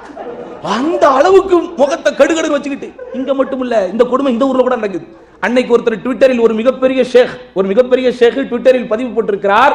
பெரும்பான்மையான முஹல்லாக்களில் அடுத்த நாளைக்கு நாங்கள் வேலைக்கு போக வேண்டும் என்பதை காரணம் காட்டி அந்த இமாம்கள் நீண்ட நேரம் நின்று தொழுவதற்கு ஆசைப்பட்டாலும் தொழ வரக்கூடிய மௌமுங்கள் அந்த இமாமை சீக்கிரம் தொழ முடியுங்கள் என்று நிர்பந்திக்கிறார்கள். அப்படி நீங்க நிர்பந்திக்காதீங்க அப்படின்னு இந்த ஊர்ல உள்ள அஜரத்து போஸ்டிங் போடுற அளவுக்கு இன்னைக்கு மக்களுடைய மைண்ட் செட் மாறி போச்சு. அங்க போவாதரா 1 மணி நேரம், அங்க போயிடாதரா 1.25 மணி நேரம், எங்கிட்ட அங்க போ, அழகா அஜரத்து ஓதுவார். அன்னைக்கு ஒரு அஜரத்து பயான் பண்ணும்போது அந்த கருத்தை சொல்லவே செஞ்சிட்டார். முதல் சஃப்ல போய் ஒருத்தர் நிக்கிறார், ஒரு இளைஞன். ஃபர்ஸ்ட் சஃப்ல போய் நிக்கிறான பையன் அவ்வளவு ஆர்வமா தொழுகிறானா அப்படின்னு. அஜரத் அல்லாஹ் அக்பர் கை கட்டத்துக்கு முன்னாடி இப்படிங்கிறான். அப்படின்னா என்னது? ஷார்ட்டா தொலைவீங்க. அன்னைக்கு ஒருத்தன் பெரிய ரூல்ஸ் அண்ட் ரெகுலேஷன் சொல்லி கொடுக்குறான். அஜரத், இந்த நிக்கும் போது ரொம்ப நேரம் நிக்காதீங்க, சஜிதால போகும்போது கொஞ்ச நேரம் எடுத்துக்கங்க, தப்பு இல்ல. இந்த ருக்குல போகும்போது கொஞ்ச நேரம் எடுத்துக்கங்க, தப்பு இல்ல. ஓதும் போது கொஞ்சம் ஷார்ட்டா ஓதுங்க. அடுத்து இன்னொன்னு ஒரு பாயிண்ட் எடுத்து கொடுக்குறான் பாருங்க. இந்த நீங்க சலாம் வாங்கிட்டு உடனே எந்திரிச்சிடாதீங்க, அதுல கொஞ்சம் கேப் கொடுங்க. ஒருத்தன் அந்த கேப் கொடுப்பீங்கல்ல, அதை கொஞ்சம் கூட கொடுங்க. எவ்வளவு சும்மா இல்லைங்க தராவி தொலை வைக்கிறது. நம்ம எல்லாம் இந்த ஊர்ல வந்து ராகத்தா தொழுதுகிட்டு இருக்கிறோம். ஊர்ல போய் தொலை வைக்கிற அஜரத்தை தனியா கூட்டு போய், ஹசரத் மறக்க முடியாத உங்களுடைய அனுபவங்களை கொஞ்சம் எங்களோடு பகிர்ந்து கொள்ளுங்கள் கேட்டு பாருங்க. அல்லாஹ் அவ்வளோ படாத பாடுபடுவார். அவரே வருஷத்துக்கு ஒரு வாட்டி நிறைய ஓதி ஹிப்சு பண்ணதெல்லாம் முராஜா பண்ணிக்கலாம், ஹிப்சு பண்ணியதெல்லாம் ரிவிஷன் பண்ணிக்கலாம் ஆர்வத்தோட தான் அஜரத் வருவார். வெள்ளையும் சொல்லையுமா பின்னாடி நிக்கிறவனுக்கு பூரா கொடுக்கிற தொல்லையில அவரும் போகடா எதுக்கடா ஒவ்வொன்று ஷார்ட்டா ஓதிட்டு முடிச்சுட்டு போயிடுறாரு. இந்த அளவிற்கு சகோதரர்களே, அந்த தொழுகையை எப்படி தொழுவது என்பதில் இன்றைக்கு வரைக்கும் சமூகம் மிகப்பெரிய பின்னடைவில் இருக்கிறது. அன்றைக்கு கூட நீங்க எல்லாம் பார்த்திருப்பீங்க சமூக வலைத்தளங்களில். ஒருத்தர் தொலை வைக்கிறார், எந்த ஊருன்னு தெரியல. எந்த ஊரு? அல்லாஹ் அக்பர் அல்லாஹ் அக்பர் அல்லாஹ் அக்பர். என்ன செய்யறானே தெரியும், தொழுகை நடக்குது. அப்படி இருந்தா 200 ரக்காத்து கூட தொழுதரலாம், என்ன இருக்குது? அப்போ இந்த அளவிற்கு சகோதரர்களை இரவு தொழுகை இன்றைக்கு மனிதர்களிடத்தில் வீணுக்குரிய ஒன்று, விளையாட்டுக்குரிய ஒன்றாக மாறிவிட்டது. ஆனா உண்மையாலுமே அந்த இரவு தொழுகையை எப்படி தொழ வேண்டும், அந்த இரவு தொழுகையை இப்படித்தான் தொழ வேண்டும் என்கிற செய்தி நம்மிடத்திலே வந்தது அன்னை ஆயிஷா ரலியல்லாஹு அன்ஹா அவர்களுடைய அறிவிப்பு என்பதை இந்த சபையோர்கள் கொஞ்சம் புரிந்து கொள்ள வேண்டும். நபிகள் நாயகம் ஸல்லல்லாஹு அலைஹி வஸல்லம் அன்பு மனைவி அன்னை ஆயிஷா ரலியல்லாஹு அன்ஹா அவர்களிடத்திலே நபித்தோழர்கள் சில பேர் வந்து, அன்னை அவர்களே, அன்னலாரின் இரவு தொழுகை எப்படி இருக்கும், அன்னலாரின் இரவு தொழுகை எந்த வகையில் இருக்கும், முறையில் இருக்கும் என்று கேள்வி கேட்டபோது, ரமதானிலும் ரமதான் அல்லாத காலங்களிலும் 8+3க்கு மேலாக நபிகள் நாயகம் தொழுததில்லை. அந்த இறை தூதர் ஸல்லல்லாஹு அலைஹி வஸல்லம் கியாமையும் ருக்குவையும் சுஜூதையும் பற்றி கேட்காதே, அவ்வளவு நீளமாக, அவ்வளவு ஆழமாக, அவ்வளவு அகலமாக, அவ்வளவு உயர்வாக, உன்னதமாக, புனிதமாக இருக்கும் என்று அந்த இரவு தொழுகைக்கென்றே இருக்கக்கூடிய மகத்துவம் இன்றைக்கு சமூகத்திலே பேணப்பட வேண்டும் என்றால், அந்த மகத்துவம் உணரப்பட வேண்டும் என்றால், அந்த உண்மை இந்த உலகிற்கு உணர்த்தியது அன்னை ஆயிஷா ரலியல்லாஹு அன்ஹா என்கிற ஒரு பெண் எனும்போது எப்படி சகோதரர்களை ரமதானில் பெண்களை பற்றி பேசாமல் இருக்க முடியும்? நோம்புலாம் முடியுது, ரசூலுல்லாஹ் காலத்துக்கு வாங்க, நோம்புலாம் முடியுது, பெருநாள் தொழுகை நடக்கிறது. பெருநாள் என்பதை பற்றி சுப்ஹானல்லாஹில் அஸீம் இவ்வளவு ஒரு உணர்ச்சி பூர்வமான ஒரு விஷயம். நபிகள் நாயகம் ஸல்லல்லாஹு அலைஹி வஸல்லம் அவர்களுடைய சமுதாயத்தில் முதல் பெருநாள் தொழுகை எப்படி நடந்தது, எப்போது நடந்தது? பத்ர் போர் என்கிற மாபெரும் யுத்தத்தில் மிகப்பெரிய வெற்றி வாகை சூடி அல்லாஹ்வுடைய அருளை பெற்றுக்கொண்டு அந்த சந்தோஷத்தோடு நடைபெற்ற பெருநாள் தொழுகை அல்லவா அது. அப்படிப்பட்ட வரிசையில் அந்த பெருநாள் தொழுகையை பற்றி ஒரு செய்தி வருகிறது. ஸல்லா ரசூலுல்லாஹி ஸல்லல்லாஹு அலைஹி வஸல்லம் யௌமுல் ஃபித்ரி ரக்அத்தைனி, ஈதுல் ஃபித்ர் என்கிற இந்த ஈகை திருநாளில் 2 ரக்காத்தை நபிகள் நாயகம் தொழுதார்கள். லம் யுஸல்லி கப்லஹா வலா பஅதஹா, அந்த தொழுகைக்கு முன்பும் எந்த தொழுகையும் தொழவில்லை, அந்த 2 ரக்காத்துகளுக்கு பின்பும் எந்த ரக்காத்தையும் தொழவில்லை. அப்படிப்பட்ட அடிப்படையில் ரசூலுல்லாஹி ஸல்லல்லாஹு அலைஹி வஸல்லம் தொழுகையை நிறைவேற்றினார்கள். தொழுகை முடிச்சுட்டா என்ன நடக்கும்? குத்பா நடக்கும். ஜும்மாவிற்கும் பெருநாளுக்கும் இடையே இருக்கக்கூடிய வித்தியாசமே, ஜும்மா என்று நம்ம என்ன செய்வோம், முதல்ல குத்பா நடக்கும், அப்புறம் தொழுகை நடக்கும். பெருநாட்களில் என்ன நடக்கும்? முதலில் தொழுகை நடக்கும், அதுக்கடுத்து குத்பா நடக்கும். அந்த சகோதரர்களே, நோன்பு முடிந்து அந்த பெருநாள் தினத்தன்று கூட பெண்களுக்கு இருக்கிற முக்கியத்துவத்தை இந்த சமூகம் உணர வேண்டும் என்பதற்காக பெருநாள் தொழுகையில் பொதுவாக ரசூலுல்லாஹி ஸல்லல்லாஹு அலைஹி வஸல்லம் உபதேசத்தை முடித்ததற்கு பிறகு யார் இருக்கிற பகுதிக்கு போனாங்க?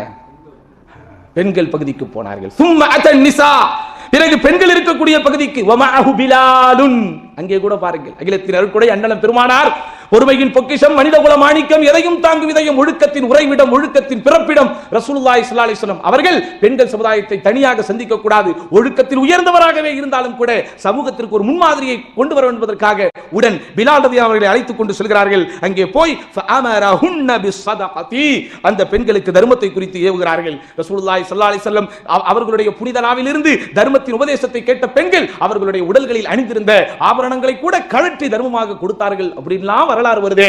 யோசித்து பாருங்கள், இந்த பெண்களுக்கும் இந்த ரமதானுக்கும் எவ்வளவு பெரிய உறவு இருக்கிறது சகோதரர்களே.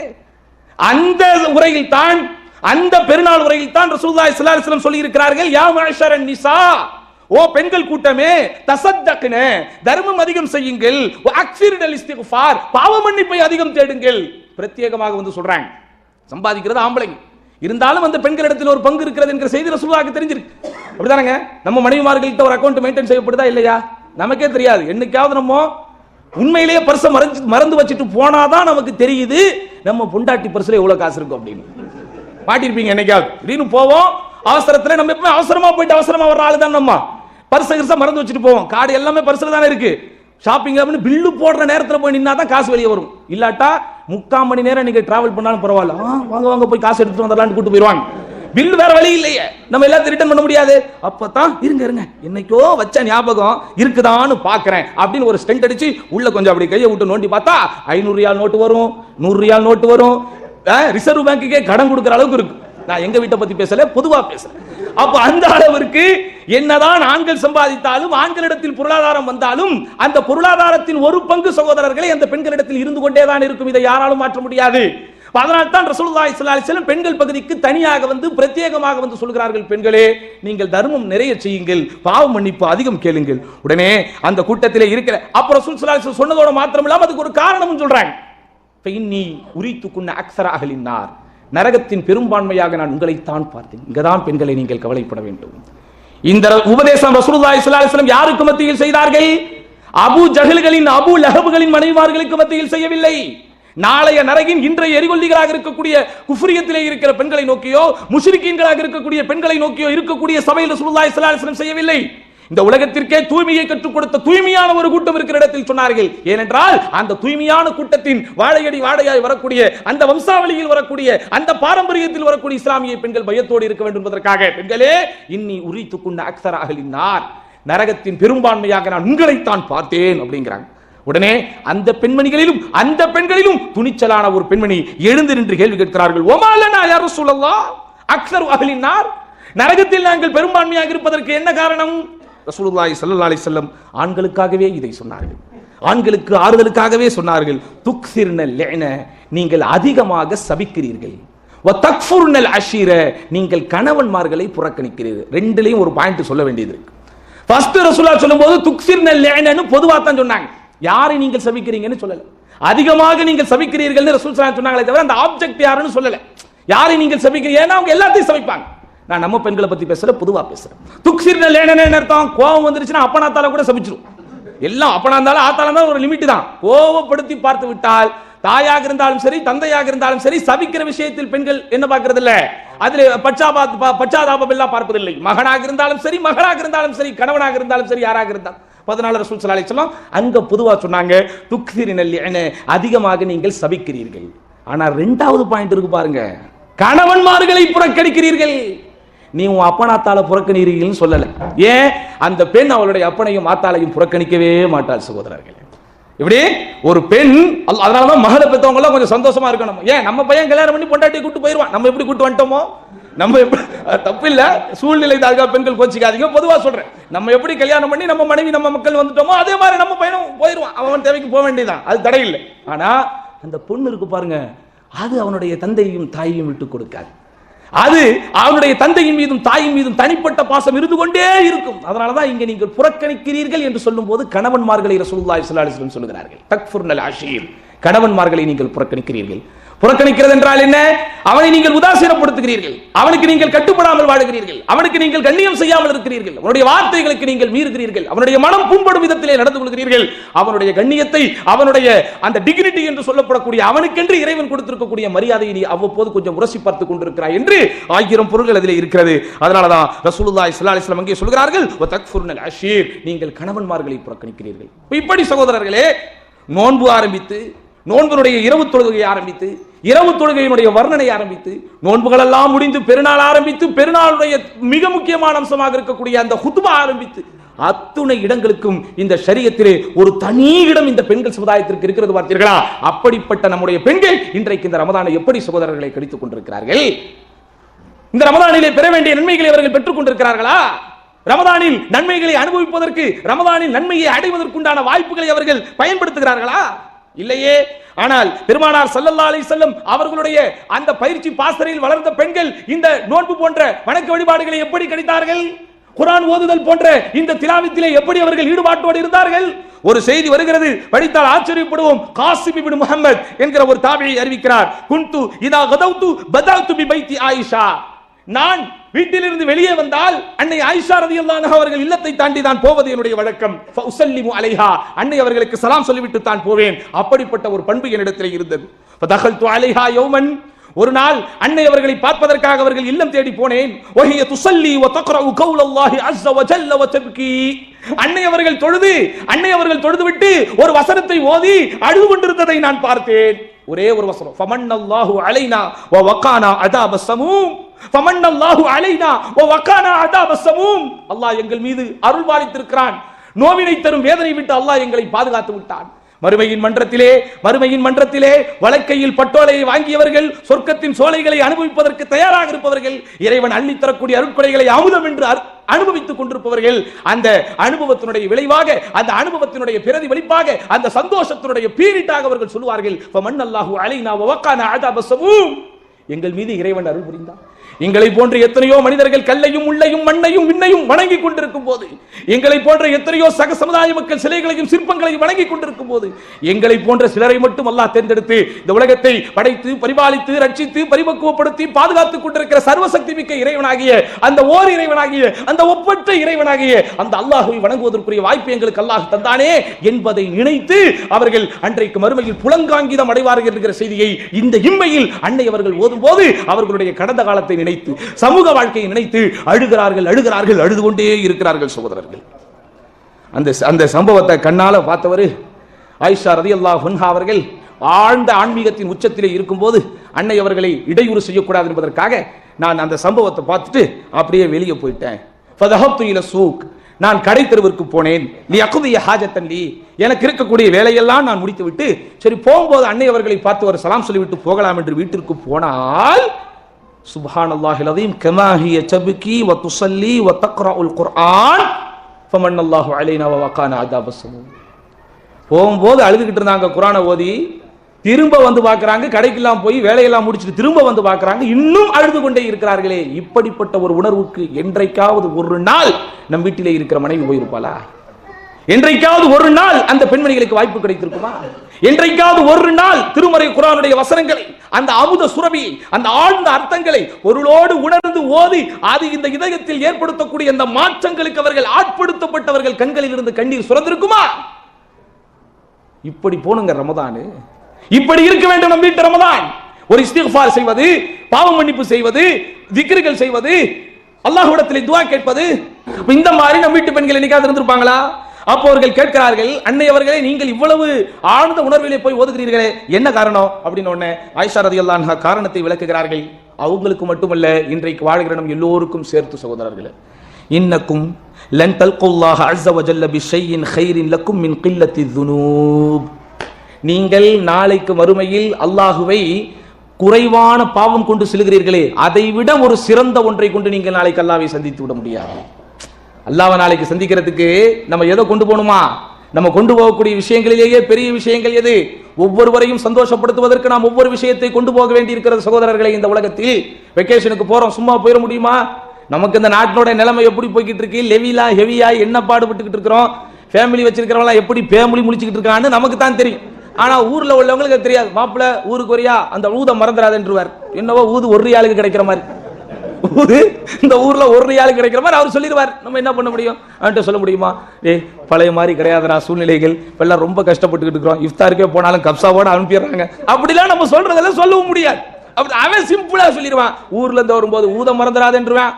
அவன் ஒவ்வொன்றும் அவன் எதெல்லாம் நாம் ஒரு காலத்தில் மகிழ்ச்சியாக நெகிழ்ச்சியாக இருக்கும்போது வாங்கி போய் பழக்கத்தையும் வழக்கத்தையும் செய்தோமோ, அந்த பாரம்பரிய பழக்கத்தை தொன்று தொட்டு இன்றைக்கு மக்கள் நம்மிடத்தில் எதிர்பார்த்து கொண்டிருப்பார்கள். ஒவ்வொருத்தரும் நீங்க கரெக்டா வாங்கிட்டு போகணும், அவனுக்கு பிடிச்ச பிராண்டை வாங்கிட்டு போகணும். அவன் ஊத வாங்கிட்டு போனா நீங்க ஊதத்தான் வாங்கிட்டு போகணும், வேற எதையாவது ஊதாம வாங்கிட்டு போனீங்கன்னா அவன் மதிக்கவே மாட்டான் உங்களை. அப்ப இந்த அளவிற்கு ஒவ்வொருவரையும் சந்தோஷப்படுத்துவதற்கு, ஒவ்வொருவரையும் ஆச்சரியப்படுத்துவதற்கு, நம்முடைய நட்பு வட்டாரத்தில் இருக்கிற ஒவ்வொருவருடைய நட்பையும் தொடர வைப்பதற்கு எத்தனையோ விஷயங்கள் நாம் செய்தாக வேண்டியது இருக்கிறது. அப்போ உலகத்தில் இருப்பவனை சந்திக்கும் போதே இப்படி நீங்கள் முஸ்லிம்கள் எடுக்க வேண்டியது இருக்கிறதே.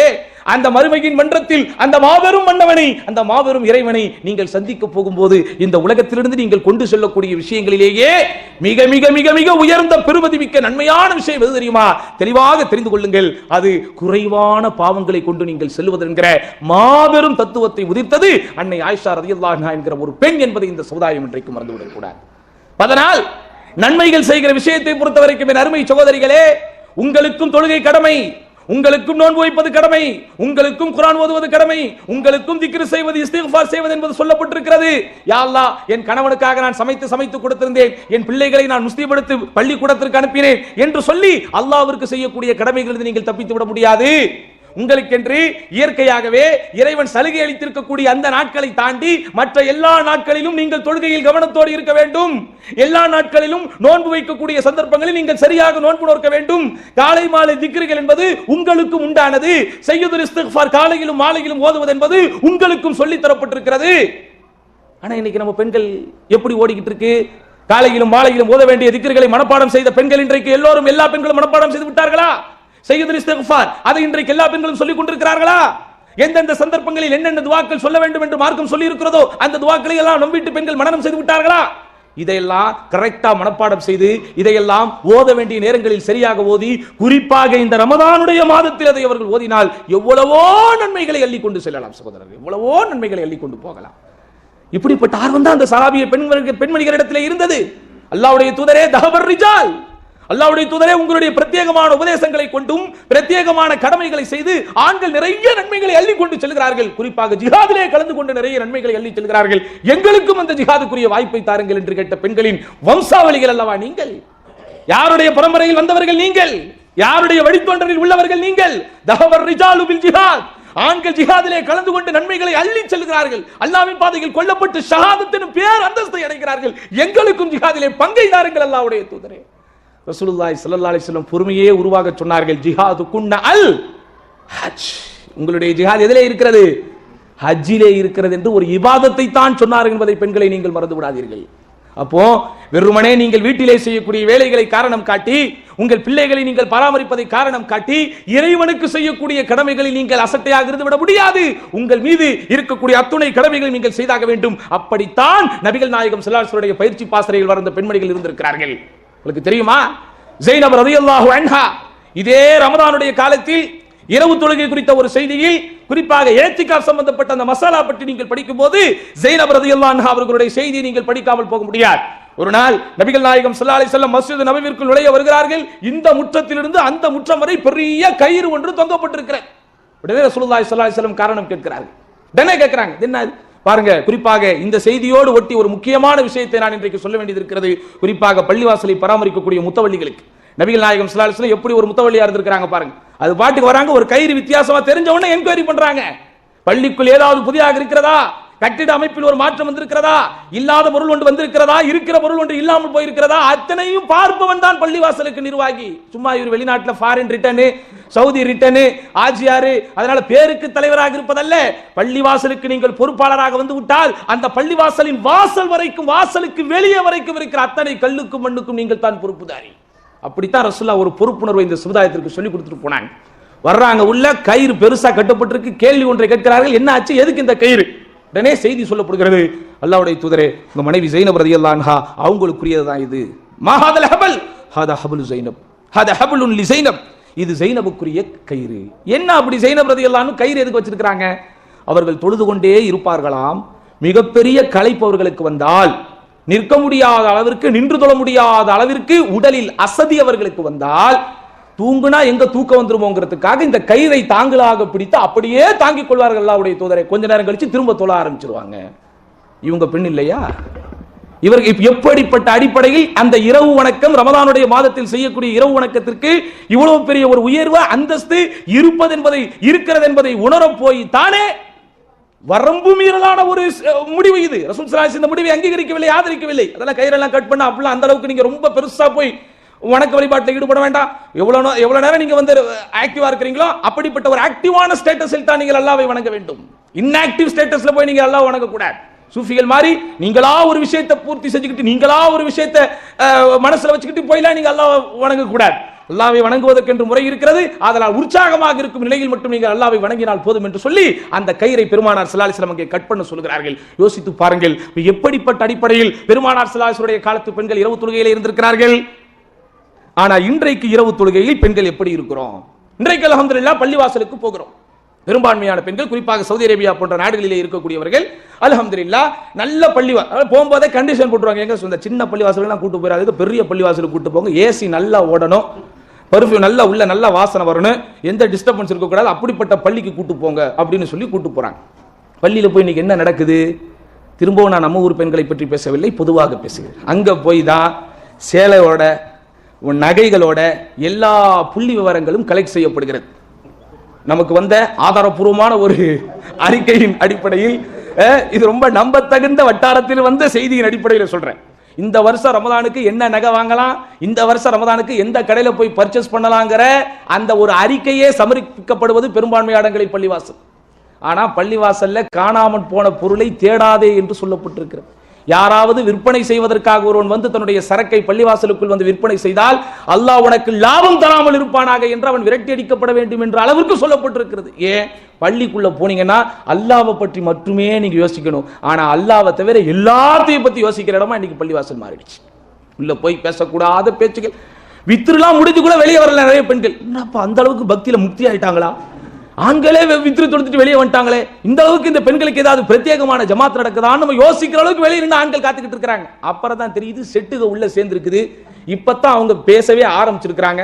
நாங்க என்ன டெய்லியா பேசுறோம், நாங்க என்ன எப்பமா சந்திக்கிறோம், எப்போதாவது தானே சந்திக்கிறோம், எங்களை ஏன் டிஸ்டர்ப் பண்றீங்க என்று சொல்லக்கூடிய அளவிற்கு இன்னைக்கு வருது. ஆனால் என் அருமை சகோதரிகளே, பள்ளிவாசலுக்கு நீங்கள் போவது எப்படி உங்களுக்கு அனுமதி வரப்பட்டிருக்கிறது? நபிகள் நாயகம் ஸல்லல்லாஹு அலைஹி வஸல்லம் சொன்னார்கள், லா தம்னஉ நிசாஅக்குமுல் மசாஜித் ஃபபுயூத்துஹுன்ன கைருன் லஹுன்ன. பெண்கள் பள்ளிக்கு செல்ல வேண்டும் என்று உங்களிடத்திலே அனுமதி கேட்டால் நீங்கள் மறுக்காதீர்கள். ஆனால் அதே வேளையில் அவருடைய இல்லங்களில் தொழுவது அவளுக்கு சிறந்தது. பள்ளிவாசலுக்கு போய் தொழுவது ஆண்களுக்கு கட்டாய கடமை, ஆனால் பெண்களுக்கு கட்டாய கடமை அல்ல. விரும்பினால் அவர்கள் போகலாம், தடை செய்யக்கூடாது. ரசூலுல்லாஹி ஸல்லல்லாஹு அலைஹி வஸல்லம் காலத்தில் பெண்கள் பள்ளிக்கு வந்து அதிகமாக தொழுதிருக்கிறார்கள். ஃபஜ்ர் ஆரம்பித்து இஷா வரைக்கும் ஒவ்வொரு நேர தொழுகைக்கும் ஆதாரங்கள் பெருவாரியாக ஹதீஸ்களிலே இருக்கிறது. ஜும்மா தொழுகையை பெண்கள் அட்டெண்ட் பண்ணியிருக்கிறார்கள், பெருநாள் தொழுகையில் அட்டெண்ட் செய்திருக்கிறார்கள். இப்படி ஆதாரங்கள் இருக்கு. நம்ம அது மசாலாக்குள்ள போல. ஆனா நீங்க பள்ளிக்குள் போகும்போது எந்த உணர்வோடு போக வேண்டும்? ஒரு பெரிய அறிஞர் பெண்கள் பள்ளிக்கு செல்வதை பற்றி ஒரு அழகான ஒரு கட்டுரை எழுதியிருந்தார். கட்டுரையை படிச்சு பார்க்கும் போதுதான் நமக்கே தெரியுது, அட இந்த பெண்கள் பள்ளிக்கு போகணும்னா ஏன் போகணும், போக கூடாதுன்னா ஏன் போக கூடாது அப்படி. நம்பர் 1, பெண்கள் இன்றைக்கு பள்ளிக்கு போக வேண்டும் என்று ஆசைப்பட்டால், அல்லது பெண்கள் இன்றைக்கு பள்ளிக்கு போய் தொழுவதால் ஏற்படக்கூடிய பயன்களில் மிக மிக முக்கியமான பயன், திருமறை வசனங்களை அந்த பெண் அதிகமான முறையில் கேட்கிறாள். காரணம், பெரும்பான்மையான பெண்கள் குர்ஆன் மனனம் செய்த ஹாஃபிஸாக்களாக இருப்பதில்லை, அல்லது நிறைய சூறாக்கள் மனனம் செய்த பெண்களாக அவர்கள் இருப்பதில்லை. குறைந்தபட்சம் முறைப்படி குர்ஆன் ஓதுவதை அவர்கள் கேட்பது பள்ளிவாசலுக்கு போகும்போது தான். ஏன்? பள்ளியில் தொழ வைக்கும் போது அந்த தொழ வைக்கக்கூடிய இமாம் தேர்ச்சி பெற்றவராக இருப்பார், தஜ்வீது கலையில் சிறந்தவராக இருப்பார், உச்சரிப்பு முறையை மிக கவனமான முறையில் அவதானித்து ஓதக்கூடிய திறமை வாய்ந்தவராக இருப்பார். அப்ப அவர் ஓதுறதை நீங்களும் கேட்டு கேட்டு கேட்டு அதே மாதிரி பர்ஃபெக்டாக குர்ஆன் ஓதக்கூடியவர்களாக நீங்கள் உங்களை தயார்படுத்திக் கொள்ள வேண்டும் என்கிற உணர்வோடு பள்ளிக்கு போடுவோம். எந்த பெண்ணுக்காவது இந்த சிந்தனை வந்திருக்குதா? எந்த பெண்ணுக்காவது இந்த சிந்தனைக்காகத்தான் நான் பள்ளிக்கு போகிறேன் என்று நினைத்திருக்கிறீர்களா? அப்படி நீங்கள் மனதார நினைத்தால் என் அருமை சகோதரிகளை, உங்களை விட பாக்கியசாலிகள் யாரும் இல்லை. ஏன் அங்க போகும்போது மாஷா அல்லாஹ் அந்த இமாம் ஓதக்கூடிய கிராத் எனக்கு அவ்வளவு ஒரு ஆனந்தத்தை தருகிறது. அவர் அவ்வளவு ஒரு தஜ்வீதோடு மஹ்ரஜோடு அவருடைய சவுத், அவருடைய அந்த சவுண்ட் எல்லாம் ரொம்ப சூப்பரா இருக்கு. சவுண்ட் ரொம்ப சூப்பரா இருக்குன்னு சொன்னா அந்த ராகத்திற்காக போக கூடாது, அதையும் இமாம்கள் தடை செய்கிறார்கள். ராகத்திற்காக மட்டுமே நீங்கள் பள்ளிவாசல மாறி மாறி போய் தேடுறதை இமாம்கள் கண்டிக்கிறார்கள். உங்கள் முஹல்லாவில் இருக்கக்கூடிய பள்ளியில் நீங்கள் தொழுவதுதான் சிறந்தது. ஏன்னா நபி ஸல்லல்லாஹு அலைஹி வஸல்லம் சொல்லியிருக்காங்க, பரக்கத்து தேடி நம்ம போகக்கூடிய பள்ளிகளை பொறுத்த வரைக்கும் 3 தான். எது? மஸ்ஜிதுல் ஹராம், மஸ்ஜித் நபவி, அப்புறம் பைத்துல் முக்கத்தஸ். அப்ப அந்த மாதிரி ஒரு விஷயத்துக்கு அது வழிவகை செஞ்சிரும். அதனால நீங்க அழகான குரல் வளத்தை தேடி நீங்கள் பள்ளிக்கு என்ன செய்யக்கூடாது, போகக்கூடாது. அதே நேரத்தில் நல்ல அழகான தஜ்வீது முறையில் ஓதுகிறார். அவர் ஓதும்போது ஒரு ததப்புர் என்றால் அந்த குர்ஆனுடைய வசனங்களை என்னால் புரிந்து கொள்ள முடிகிறது. அன்னைக்கு கூட ஒருத்தர் எழுதியிருந்தார், காபத்துல்லாஹ்ல போய் தொழுதுகிட்டு இருக்கிறார். அவருக்கு பக்கத்துல நிறைய அரபுகளும் தொழுதுகிட்டு இருக்கிறாங்க. மறுமையை பற்றியும் மரணத்தை பற்றியும் இமாம் சாப் ஓதுறாங்க. அந்த ஓதக்கூடிய அந்த வசனங்களுடைய அர்த்தங்கள் இந்த அரபுகளுக்கு புரிவதனால் தொழுகையில் நின்று கொண்டிருக்கும் போது தேம்பி தேம்பி அழுது கொண்டிருக்கிறார்கள். இவர் அஜ்னபி, அரபி இவருக்கு தெரியாது. இவரும் கூட சேர்ந்து அழுகுறாரு. இதை தொழுதுகிட்டு இருக்கும் போதே ஒருத்தர் கவனிச்சிடறார். ஏன் நம்ம தான் தொழும் போது அவன் என்ன செய்யறாங்கிறத கரெக்டா பார்ப்போமே. அன்னைக்கு ஒருத்தர் சொன்னார், பள்ளிவாசலுக்குள்ள போனா விரல ஆட்டுறதா ஆட்டாம இருக்கிறதாங்கிற சண்டை இன்னைக்கு வரைக்கும் ஓயல. மசாலாக்குள்ள நான் போல திரும்ப சொல்றேன், அது ஹதீஸ் என்ன இருக்கோ அதுபடி நம்ம போனோம், நான் அதுக்குள்ள வரல. ஆனா விஷயம் என்னன்னா, இவன் தொழும் போது அடுத்தவனையே பார்த்துக்கிட்டு இருக்கிறான். அதுதான பிரச்சனையா இருக்கு. இவன் தொழுவும் போது இவன் தொழுகையில் இவன் கவனமாக இருந்தால் பிரச்சனை வருமா? வராது. அப்ப இங்க என்ன செய்யறாரு, இவர் அழுதுகிட்டு இருக்கு, அஜ்னபின்னு திறமதா துண்டா காமிச்சு கொடுத்துருமே. எத்தனை வருஷம் நம்ம இந்த நாட்டில் இருந்தாலும் நம்ம அஜ்னபிங்கிறத துண்டா காமிச்சு கொடுத்துரும். நம்மளும் எவ்வளவுதான் ஸ்டைலா அரபி பேச முயற்சி பண்ணாலும் அந்த ஹிந்தி தான். அதுல மாற்று கருத்தே கிடையாது. எவ்வளவுதான் ஆழ அகலமா நீல உயரமா அரபி அப்படி ஷைன் பண்ணி டிங்கரிங் அடிச்சு பட்டி பார்த்து பேசினாலும் நம்மள துண்டா கண்டுபிடிச்சிடறான். அந்த ஹிந்தியோ பங்காளிங்கிறான், ஒரே வார்த்தையில முடிச்சிடறான். சரியா? அதனால இவருக்கு தெரிஞ்சிருது பக்கத்துல இருந்து தொழுவது அஜ்னபி தான். தொழுது முடிச்ச உடனே அவர்கிட்ட விசாரிக்கிறார், இந்த பாய் நாங்கெல்லாம் அழுகுறோம்னா எங்களுக்கு அர்த்தம் புரியுது, அழுகுறோம், நீங்களும் கூட சேர்ந்து எழுதிங்களே, எதுக்கு எழுதிங்கன்னு கேட்கிறார். உண்மையில் கேள்வி நியாயமான கேள்விதான். ஆனா அவருக்கு சொன்ன பதில் உணர்ச்சிகரமான பதில். சகோதரர்களே, என்ன பதில் தெரியுமா சொன்னாரு? நீங்கெல்லாம் மரணத்தை பத்தியும் மறுமையை பத்தி வரக்கூடிய வசனங்களை கேட்டு அர்த்தம் புரிந்து அழுகிறீர்கள். இந்த வசனங்களுக்கெல்லாம் நான் அழ வேண்டுமே, அழ வேண்டிய இந்த வசனங்கள் எனக்கு புரியாமல் எனக்கு அழுகை வர மறுக்கிறதே என்று நினைத்து நான் அழுது கொண்டிருக்கிறேன் அப்படிங்கிற. இப்படி அழ வேண்டிய வசனங்களுக்கு எனக்கு அழுகை வரவில்லையே என்று நினைக்கும் போது எனக்கு அழுகை வருது, அதனாலதான் நான் அழுதுகிட்டு இருந்தேன் அப்படிங்கிற. அப்போ இந்த மாதிரி காரணங்களுக்காக நம்ம என்ன செய்யணும்? பள்ளி வாசலை தேடி போய் இமாமுக்கு பின்னாடி நின்று தொழுகிறதுல நம்ம ஆர்வம் காட்டணும். இரண்டாவது விஷயம் என்ன? பெரும்பாலும் இந்த விஷயத்துல ஆண்களையும் சேர்க்கத்தான் செய்யணும். நம்ம போய் தக்பீர் கட்டி தனியா தொழுதாலே நமக்கு 2 சூறாக்கு மேல ஓடவே ஓடாது. அல்லும் சூறா ஓடிடும் ஆட்டோமேட்டிக்கா. அதுக்கப்புறம் குல்லு அல்லாஹ் இன்னா அத்தைனாக்கள், எவ்வளவு ஃபஜ்ரே இவர் தொழுதாலும் இந்த 2 வச்சு தான் ஓதுவார். சுன்னத்து தொழுதாலும் இந்த 2 தான் ஓதுவார். அதுக்கு மேல உள்ள சூறாக்கள் மனப்பாடமே செஞ்சிருந்தாலும் அவருக்கு அந்த இடத்துல வராது. எப்ப மனப்பாடம் ஒருத்தர் செய்யல அவனுக்கு வரலன்னா அதுல ஒரு லாஜிக் இருக்கு. அல்காரியா தெரியும், வல்லாதியாத்தி லபுகத் தெரியும், நிறைய பேருக்கு சப்பி இஸ்மர்பிக்கலால தெரியும். ஆனா இதை ஓதி என்னைக்கா தொழுகிறோமாங்க?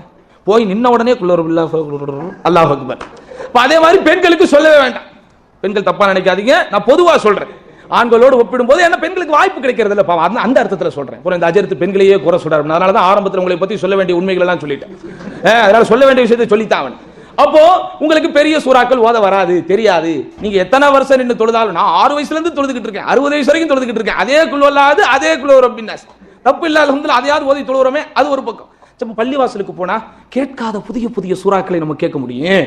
பெரிய பெரிய சூறாக்களை ஓதி இமாம் தொழும் போது இப்படிப்பட்ட சூறாக்களை எல்லாம் நமக்கு மனப்பாடம் செய்வதற்கு ஒரு ஆர்வம் வரும் என்கிற எண்ணத்தில் பள்ளிக்கு போனோம். மூணாவது விஷயம் என்ன? பள்ளிக்குள் போய் தொழும் போது சகோதரர்களே ஒரு என்துசியாசம், ஒரு உணர்ச்சியோடு ஒரு நஷாத், ஒரு உற்சாகத்தோடு உங்களால் தொழ முடியும். பெரும்பாலும் வீட்டிலே தொழும் போது பெண்கள் எப்படி தொழுகிறார்கள்? அவங்க ஒய்ஃபை கொஞ்சம் அவங்களுக்கே தெரியாம கொஞ்சம் பாருங்க, தொழும் போது எப்படி தொழுகிறாங்க. அதாவது ஃபால்ட் ஃபைண்டர்ஸ்ங்கிற மாதிரி தப்ப கண்டுபிடிக்கிறதுக்காக நான் சொல்ல வரல. கிச்சன்ல இருந்து வேலை பார்த்துக்கிட்டே இருப்பாங்க, டக்குன்னு வந்து அல்லாஹ் அக்பர்ன்றுவாங்க, தொழுக டைம் போயிரும்ல. அதனால அப்போ அந்த அளவிற்கு பெரும்பாலும் பெண்கள் வீட்டில் நின்று தொழுவும் போது தொழுகைக்கென்று ஒரு பிரத்யேகமான ஒரு இடத்தை அவர்கள் மெயின்டைன் செய்வதோ அல்லது தொழுகைக்கென்று நிற்க வேண்டிய அந்த உற்சாகத்தோடு நிற்பதற்குரிய வாய்ப்புகள் பெரும்பாலும் அவர்களுக்கு கிடைக்காது. ஏன்? 24 hours அந்த பெண்மணி வேலை பார்த்துக் கொண்டிருக்கிறாள் வீட்டில். புருஷன் கிளம்புற டைம் தனி, புள்ள கிளம்புற டைம் தனி, புள்ள வர்ற டைம் தனி, புருஷன் வர்ற டைம் தனி. இன்னைக்கெல்லாம் பிள்ளைகளுக்கு டபுள் பிரேக் விடப்படுகிறது, டபுள் ஸ்நாக்ஸ் கொடுத்து அனுப்ப வேண்டிய காலகட்டத்தில் இருக்கிறோம். ஆனா அந்த பெரிய வேடிக்கை அந்த 2 ஸ்நாக்ஸ்லயும் சோறு கிடையாது. அதனால வீட்டுக்கு வந்தோம் சோறு தனியா கொடுக்கணும். எவ்வளவு கஷ்டப்படுறாங்க. ஒரு நாள் நீங்கள் இருந்து அந்த பொறுப்பை எடுத்து பாருங்கள் சகோதரர்களே. ஒரே ஒரு நாள் நீங்கள் உங்கள் மனைவி செய்யக்கூடிய பொறுப்பை ஒரு சேலஞ்சுக்காக எடுத்து வச்சு பாருங்க. அப்பதான் தெரியும் அந்த பெண்மணி எவ்வளவு கஷ்டப்பட்டு கொண்டிருக்கிறாள். இதில் கவனிக்க வேண்டிய, அழுத்தமாக நான் பதிவு செய்ய வேண்டிய இன்னொரு விஷயம், அவள் காய்ச்சலில் இருந்தாலும், தலைவலியில் இருந்தாலும், உடல் வலியில் இருந்தாலும், வயிற்று வலியில் இருந்தாலும், அவளுக்கு மாதாந்திர அந்த காலத்தில் இருந்தாலும் இந்த ரொட்டீனான வேலை நடந்துகிட்டே இருக்கு, போயிட்டே இருக்கு. என்ன சமயத்துல சமைக்காம ஹோட்டல்ல வாங்கிட்டு வாங்க, அதுவே இவருக்கு எப்ப பார்த்தாலும் ஹோட்டலே. ஒரு வாட்டி தான் சொல்லியிருப்பா, கணக்கு போட்டு பார்த்தா மாசத்துல ஒரே ஒரு தரம் தான் அந்த பொண்ணு சொல்லியிருக்கு. ஆனா இவர் அந்த கரெக்டா அந்த ஒரு தரம் வரும்போது, இதெல்லாம் முன்னாடியே சொல்லக்கூடாதா, முன்னாடியே சொன்னோன்னு இவர் போய் பெரிய ஹோட்டல போய் வாங்கிட்டு வந்துடுற மாதிரி. அப்ப பண்ற சேட்டை இருக்கும் பாருங்க. அந்த பொம்பளை ஒரு வாட்டி தான் சொல்லும், எங்க போய் கொஞ்சம் எனக்கு வயிற்று வலியா இருக்குங்க, உடம்பு சரியில்லைங்க, கொஞ்சம் காலையில எனக்கு எந்திக்க முடியலங்க. உண்மையான காரணமா இருந்தா தப்பு இல்ல, நிறைய இடங்களில் உண்மையான காரணமாவது இருக்கிறது இல்ல. ஏன்னா நம்ம போன உடனே ஐயம் ஆன் பண்ணிடுறாங்க. யாருக்கு? அம்மாவும் மகளும் தோழியாவதே கல்யாணத்துக்கு அப்புறம் தான். கல்யாணத்துக்கு முன்னாடி வரைக்கும் அம்மாவும் மகளும் கீரியும் பாம்பு. என்னைக்கு நம்ம கல்யாணம் பண்ணி ஒரு இடத்துக்கு கூட்டு வந்துட்டோமோ, என்னதான் இந்த தாயிடத்தில் இந்த பெண் பேசுமோ என்றே நமக்கு கொஞ்ச நேரம் நீங்க தொழுவு போற கேப்ல வந்து நீங்க பாத்தீங்கன்னா அம்மாளுக்கு ஒரு போன் போடிடும். அந்த சில பேர் அப்படி போன் பேசியே டைம் வேஸ்ட் ஆகுது. அப்படி இல்ல, பேசுங்க, தப்பு இல்ல, அம்மா கிட்ட பேசுறதை தடுக்க கூடாது, தெளிவாக சொல்கிறேன். ஆனா எதிரையும் ஒரு அளவோட இருக்கு, நமக்கு காரியம் கெட்டு போயிடக்கூடாது இல்ல, அதுக்கு நான் சொல்ல வரேன். அப்போ ஒரே ஒரு நாள் ஹோட்டல்ல வாங்கிட்டு வான்னு சொன்னா இவன் அவ்வளோ இல்லாத லா பாயிண்ட் எல்லாம் பேசிக்கிட்டு இருப்பான். ஆனா இங்க நீங்க கவனிக்க வேண்டியது, ஹோட்டல்ல இருந்து நீ சாப்பாடு மட்டும் தான் வாங்கிட்டு வரீங்க, ஆனா அந்த சாப்பாடை எப்படி அந்த பையனுக்கு கொடுக்குமோ அப்படி கொடுத்தாதான் சாப்பிடுவான். நீங்க வாங்கிட்டு வர சாப்பாடால நீங்க சாப்பிட்டுருவீங்க, அவன் சாப்பிட மாட்டான். அவனுக்கு கரெக்டா எந்த ஃபுட்டுக்கு சாஸ் கொடுக்கணுமோ அதுக்கு சாஸை கொடுக்கணும், எந்த ஃபுட்டுக்கு அவனுக்கு வேற ஒரு சைட் டிஷ் கொடுக்கணுமோ அதை கொடுக்கணும். நீங்கள் நினைப்பு அன்னைக்கு கூட ஒருத்தர் ரொம்ப நல்லா இருந்துச்சு, இந்த நமக்கு இந்த பள்ளிவாசல கப்சா கொடுப்பாங்க, நாங்கெல்லாம் தாவா சென்டர்ல இருக்கிறோம், எங்களுக்கு கொஞ்சம் எக்ஸ்ட்ரா கப்சா கிடைக்கும், மிச்சமான எங்களுக்கு தானே.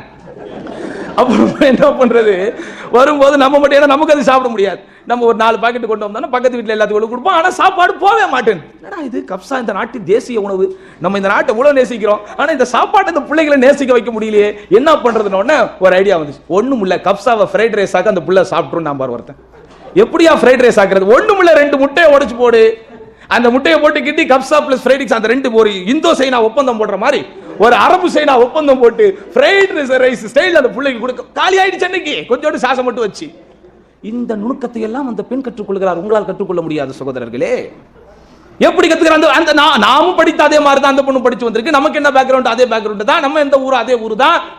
ஆனால் அந்த பிள்ளைகளுக்கு இப்படி கொடுத்தால் தான் அவனை சாப்பிட வைக்க முடியும் என்கிற நுணுக்கத்தை தேடக்கூடிய, தேடும் பணியில் நாளாந்தம் தன்னுடைய பகலையும் இரவையும் கழிக்கிற ஒரு தியாக ஜீவன் உங்கள் வீட்டிலே இருக்கிற மனைவி என்பதை மறந்து விடாது. இப்போ நம்ம பெண்கள் சந்தோஷமா இருப்பாங்க நான் நினைக்கிறேன். சரியா சகோதரர்களே? இப்ப யோசித்து பாருங்கள். இந்த லாஸ்ட் என்ன பாயிண்ட் சொன்னேன், எதுக்கு பள்ளிவாசலுக்கு போறோம்? தொழுவும் போது வீட்டுல நம்ம கொஞ்சம் ஒரு உற்சாகமான ஒரு மனநிலையோடு போவதில்லை. ஒது செய்யறோம். நீங்க நிறைய பேர் ஒது செய்யறதையே மிஷின் மாதிரி தான் செய்யறான். ஒது செய்வதற்குண்டான மகாசிது ஷரியா படித்தவர்களுக்கு தெரியும், ஒது செய்வதனுடைய அடிப்படை நோக்கமே சகோதரர்களே உற்சாகமாக நீங்கள் தொழுகைக்காக போய் நிற்க வேண்டும். அதெல்லாம் ஒரு காரணம் இருக்கு. ஆனா இவங்க எந்திரத்தனமாகத்தானே ஒதுக்கள் கூட செய்வது. அப்ப அதனாலதான் இமாம் இங்கே கோடிட்டு காட்டுகிறார், பள்ளிக்கு போய் தொழுவும் போது நீங்கள் ஒரு உற்சாகமான மனநிலையில் உங்களால் தொழ முடிகிறது. ஏன்னா அது தொழுகைக்கே உண்டான ஒரு செட்டப், தொழுகைக்கே உண்டான ஒரு செட்டப். எதுவுமே சகோதரர்களே ஆபீஸ் ஒர்க்கை நம்ம வீட்டுல உட்கார்ந்து பார்க்கலாம், ஆனா ஆபீஸ்ல உட்கார்ந்து பார்க்கிற மாதிரி வருமா? வருமா? வருமா? வராதாங்க? வராது, வரவே வராது. நம்ம சொல்லிக்குவோம், நான் வீட்டுல டாஸ்க் பேஸ்டு ஜாப் அப்படி நம்ம சொல்லிக்கலாம். ஆனா ஆபீஸில் உட்கார்ந்து நீங்கள் பார்ப்பதை போன்று வரவே வராது. வேலை நீங்க இங்கே உட்கார்ந்து அதே லேப்டாப் தான், ஆனா வீட்டுல உட்கார்ந்து என்ன பண்ணுவீங்க? கைலியோட உட்காருவீங்க. கைலியோட உட்காரும்போது என்ன பண்ணுவீங்க? லேப்டாப் தூக்கி மடியில வைக்கும். எவ்வளவு நேரம் அந்த சூட் அந்த தொட தாங்கும்? டக்குன்னு லேப்டாப்பை கொண்டு கீழே வைப்பீங்க. அப்பதான் போனை கையில எடுப்பீங்க. அப்பதான் ஒரு போன் வரும், அப்படியே கொஞ்சம் எதிர்ப்பீங்க, அப்படியே யூரின் போலான்னு போவீங்க, அப்படியே ஃபாரின் போன மாதிரி எங்கிட்ட போயிருவீங்க. ஆனா ஆபீஸ்ல உட்கார்ந்து அப்படி இல்லை, கரெக்டா ஃபார்மலா ட்ரெஸ் பண்ணிட்டு போய் உட்கார்ந்துருப்போம், அழகா போயிட்டு அந்த சேர்ல உட்கார்ந்துருப்போம், நமக்கு முன்னாடி இருக்கும் கரெக்டா எந்தெந்த பொசிஷன்ல என்னென்ன இது இருக்கணும் அதெல்லாம் இருக்கும். அப்ப நீங்கள் ஒரு உற்சாகத்தோடு கூடுதலாக வேலை பார்க்க முடியும். அதே போன்றுதான் பள்ளிவாசலும். பள்ளிவாசலுக்கு போய் நீங்க தொழுவும் போது இன்னொரு ரொம்ப முக்கியமான விஷயம் என்ன தெரியுமா? நம்ம எப்போ தெரியுமா கொஞ்சம் சுறுசுறுப்பா வேலை பார்ப்போம். எல்லாரும் வேலை பார்த்துக்கிட்டு இருக்கோம், நம்ம வேலை பார்த்தா என்ன செய்வோம்? சுறுசுறுப்பா வேலை பார்ப்போம். திடீர்னு நம்ம வேலை பார்த்துக்கிட்டே நம்ம இப்படி திரும்பி பார்ப்போம். ஒருத்தங்க டீ குடிச்சுக்கிட்டு இருப்பான், ஒருத்தன் அப்பன் தான் டீ குடிச்சுட்டு வந்திருப்பான், திரும்ப எந்திரிச்சு போவான். என்னது எதுக்கு போறான் அவனுக்கும் தெரியாது, ஏன் போயிட்டு வரான்னு நமக்கும் புரியாது. அப்போ இவருக்கே ஒரு நினைப்பு வரும், என்னடா இது நம்ம மட்டும் தான் வேலை பார்த்துக்கிட்டு இருக்கோம், யாருமே வேலை பார்க்கறோம், இவனுக்கு ஒரு திரும்ப வந்துடும். ஆனா எல்லாரும் வேலை பார்த்துக்கிட்டு இருக்கும்போது உனக்கு வேலையே இல்லாட்ட என்ன செய்வ? ஆஹா எல்லாரும் வேலை பார்த்துக்கிட்டு இருக்காங்களே, நம்ம சும்மா இருக்கிறோம், டக்குன்னு ஒரு பேப்பரை தூக்கிட்டு சார் இது எப்படி அப்படின்ட்டு போய் துறை சார்ந்த விஷயத்தை முறையாக பேசுவதற்கு ஆரம்பித்து விடுவீர்கள். உங்களுக்கு அப்ப இந்த அளவு இருக்கு. அப்ப எல்லாரும் பக்கத்தில் நின்று தொழுது கொண்டிருக்கும் போது இவன் தொழும் போது இவனுக்கு எப்படி இருக்கும் மனநிலை? உற்சாகமான மனநிலையில் தொழ முடியும். அப்ப அப்படிப்பட்ட ஒரு சூழ்நிலையை பள்ளிவாசல் உருவாக்குகிறது. அந்த எண்ணத்தோடு போய் நீங்கள் தொழ வேண்டும். அடுத்து ரொம்ப ரொம்ப முக்கியமான விஷயம், பள்ளிவாசலுக்கு போய் தொழும் போது தொழுகையோடு சேர்த்து மார்க்கத்தின் நிறைய விஷயங்களை நீங்கள் கற்றுக்கொள்கிறீர்கள், தூய்மையான கலாச்சாரங்களை பார்க்கிறீர்கள். என் அன்பு சகோதரர்களே, இன்றைய தேதியில் தெளிவாக ஒன்றை தெரிந்து கொள்ளுங்கள். இந்த உலகத்திலேயே இஸ்லாமிய கலாச்சாரம் முழுமையான முறையில் பேணி பாதுகாக்கப்படுகிற ஒரே இடம் பள்ளிவாசல்கள் மட்டும்தான் சகோதரர்களே. ஏன்? அங்க போனாதான் ஒருத்தர் மியூசிக் கேட்க மாட்டான், அங்க போனாதான் ஒருத்தர் சினிமா பார்க்க மாட்டான், அங்க போனாதான் ஒருத்தர் சீரியல் பத்தி பேச மாட்டான், அங்க போனால் தான் ஆபாசம் இருக்காது, அங்கே போனால் தான் எதுவும் இருக்காது. ஒரு முழுக்க இஸ்லாமிய மயமான ஒரு சூழலை இந்த உலகத்தில் நீங்கள் பார்க்க வேண்டும் என்றால் பள்ளிவாசல். அப்படிப்பட்ட ஒரு பள்ளிவாசலுக்கு நம் வீட்டு பெண்கள் போகும்போது அந்த கலாச்சாரத்தை கற்றுக்கொள்கிறார். இதைவிட ஒரு முக்கியமான விஷயம் இருக்கு. அவள் பள்ளிக்கு போவதனால் ஏற்படக்கூடிய பயன், தன்னை போன்ற ஈமான்தாரிகளான தொழுகையாளிகளான பெண்களோடு அவளுக்கு சகவாசம் வருகிறது. தொடர்ச்சியாக தொழுகைக்கு வரக்கூடிய பெண்கள் யாராக இருப்பா? இன்னும் அந்த ஆலிம் அங்கே கோடிட்டு காட்டுகிறார். நீங்கள் இப்படி தொடர்ச்சியாக பெண்கள் பள்ளிக்கு போகும்போது அங்கே இருக்கக்கூடிய ஹாஃபிஸாக்கள், குர்ஆனை மனனம் செய்த பெண்கள், ஆலிமாக்கள், மார்க்கத்தை முறைப்படி கற்றிருக்கக்கூடிய ஆலிமாக்கள், முஅல்லிமாக்கள், போதிக்கக்கூடிய இஸ்லாமிய ஆசிரியர்களுடைய நட்புகள் உங்களுக்கு கிடைத்து அவர்களிடத்தில் உங்கள் பிள்ளைகளை நீங்கள் அனுப்பி, உங்கள் பெண் பிள்ளைகளை அவர்களிடத்தில் அனுப்பி உங்கள் பிள்ளைகளை நீங்கள் தர்பியத்தாக வளர்ப்பதற்குண்டான வாய்ப்பு அங்கே ஏற்படுகிறது என்று ஒரு நீண்ட பட்டியலை போடுகிறார். இப்படிப்பட்ட பட்டியலோடு என் அருமை பெண்கள் என்ன செய்யணும்? மார்க்கத்தினுடைய விஷயங்களை நீங்கள் பள்ளிவாசலுக்கு போய் கற்றுக்கொள்ள வேண்டும். அதே நேரத்தில் பள்ளிக்கு போகும்போது இரண்டு விஷயத்தை நீங்கள் தெளிவாக புரிந்து கொள்ள வேண்டும். முழுமையான ஹிஜாப் அணிந்தவர்களாக நீங்கள் இருக்க வேண்டும். கைர முத்தத்தய்யிப், அதாவது அந்நிய ஆண்களை, அந்நிய ஆடவர்களை இழுக்கும் விதத்தில் வாசனை திரவியங்களை பூசிக்கொண்டு நீங்கள் போகக்கூடாது. மிக மிக மிக முக்கியமான விஷயம், கணவனின் பர்மிஷன் இல்லாமல் நீங்கள் போகக்கூடாது. கணவன் தடுக்கக்கூடாது, ஆனால் அதே நேரத்தில் கணவன் இவங்க என்ன செய்யணும்? அனுமதி வாங்கணும். அப்ப இப்படிப்பட்ட முறைகளை நீங்கள் கடைபிடித்து பள்ளிக்கு போகும்போது அதன் மூலம் நீங்கள் நன்மையை பெறலாம். ஆக காலையில் இருந்து மாலை வரை இரவு உட்பட எந்தெந்த சந்தர்ப்பங்களில் என்னென்ன விஷயங்களை செய்ய வேண்டும் என்று உங்களுக்கிடையில் நீங்கள் ஒரு ஜதுவலை போட்டுக்கொண்டு, உங்களுக்கிடையில் ஒரு பட்டியலை நீங்கள் போட்டு ஒரு அட்டவணையை நீங்கள் தயாரித்தால் ஆண்களை விட அதிகமாக நீங்கள் நன்மைகளை சம்பாதிக்கலாம். ஏன்? காலை நேரத்தில் இன்றைக்காவது ஃபஜ்ருடைய பாங்கின் அருமை பெண்களை உங்கள் காதிலே விழுந்திருக்கிறதா? அப்படி விழுந்தால் அந்த பாங்கை நீங்கள் அந்த முஅத்தின் சொல்லுகிற வார்த்தைகளை திருப்பி திருப்பி சொல்லி அந்த பாங்கு முடிந்தவுடன் அந்த பாங்குக்குரிய துஆவை சொல்லி நன்மையை உங்களால் பெற முடியாதா? காலை மாலை திக்ருகளை சரியாக சொல்லி நன்மைகளை பெற முடியாதா? ஒரு நாளைக்கு ஒரு ஜுசு அல்லது அரை ஜுசு என்று உங்களுக்குள்ளே ஒரு தீர்மானம் போட்டு நீங்கள் குர்ஆனை ஓத ஆரம்பித்தால் ஒரு மாதத்தில் ஒரு குர்ஆனோ அல்லது 2-3 மாதங்களில் ஒரு குர்ஆனை உங்களால் முடிக்க முடியாதா? அதனால் என் அருமை சகோதரிகளே, ரமதான் என்பது ஆண்களுக்கு மட்டுமல்ல, அது பெண்களுக்கும் இருக்கிறது.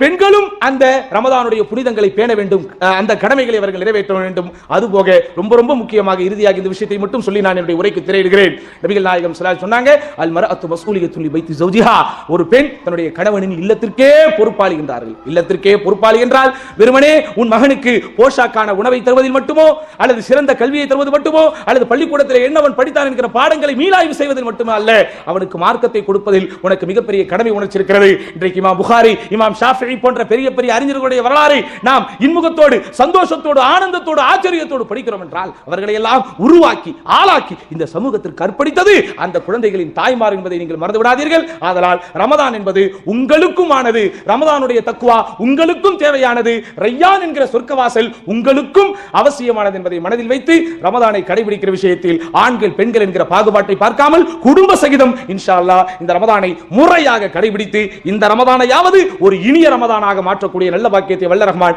நம் அனைவருக்கும் தந்தருள்வானாக என்று வேண்டி, யா அல்லாஹ் எதை நாங்கள் சொல்கிறோமோ எதை நாங்கள் கேட்கிறோமோ அதன்படி வாழக்கூடிய பாக்கியத்தை எங்கள் அனைவருக்கும் தந்தருள்வாயாக என்று வேண்டி வாய்ப்புக்கு நன்றி கூறி என்னுடைய உரைக்கு திரையிடுகிறேன். வாஹிரு தஅவானா அல்ஹம்துலில்லாஹி ரப்பில் ஆலமீன். வஸ்ஸலாமு அலைக்கும் வரஹ்மத்துல்லாஹி வபரகாத்துஹு.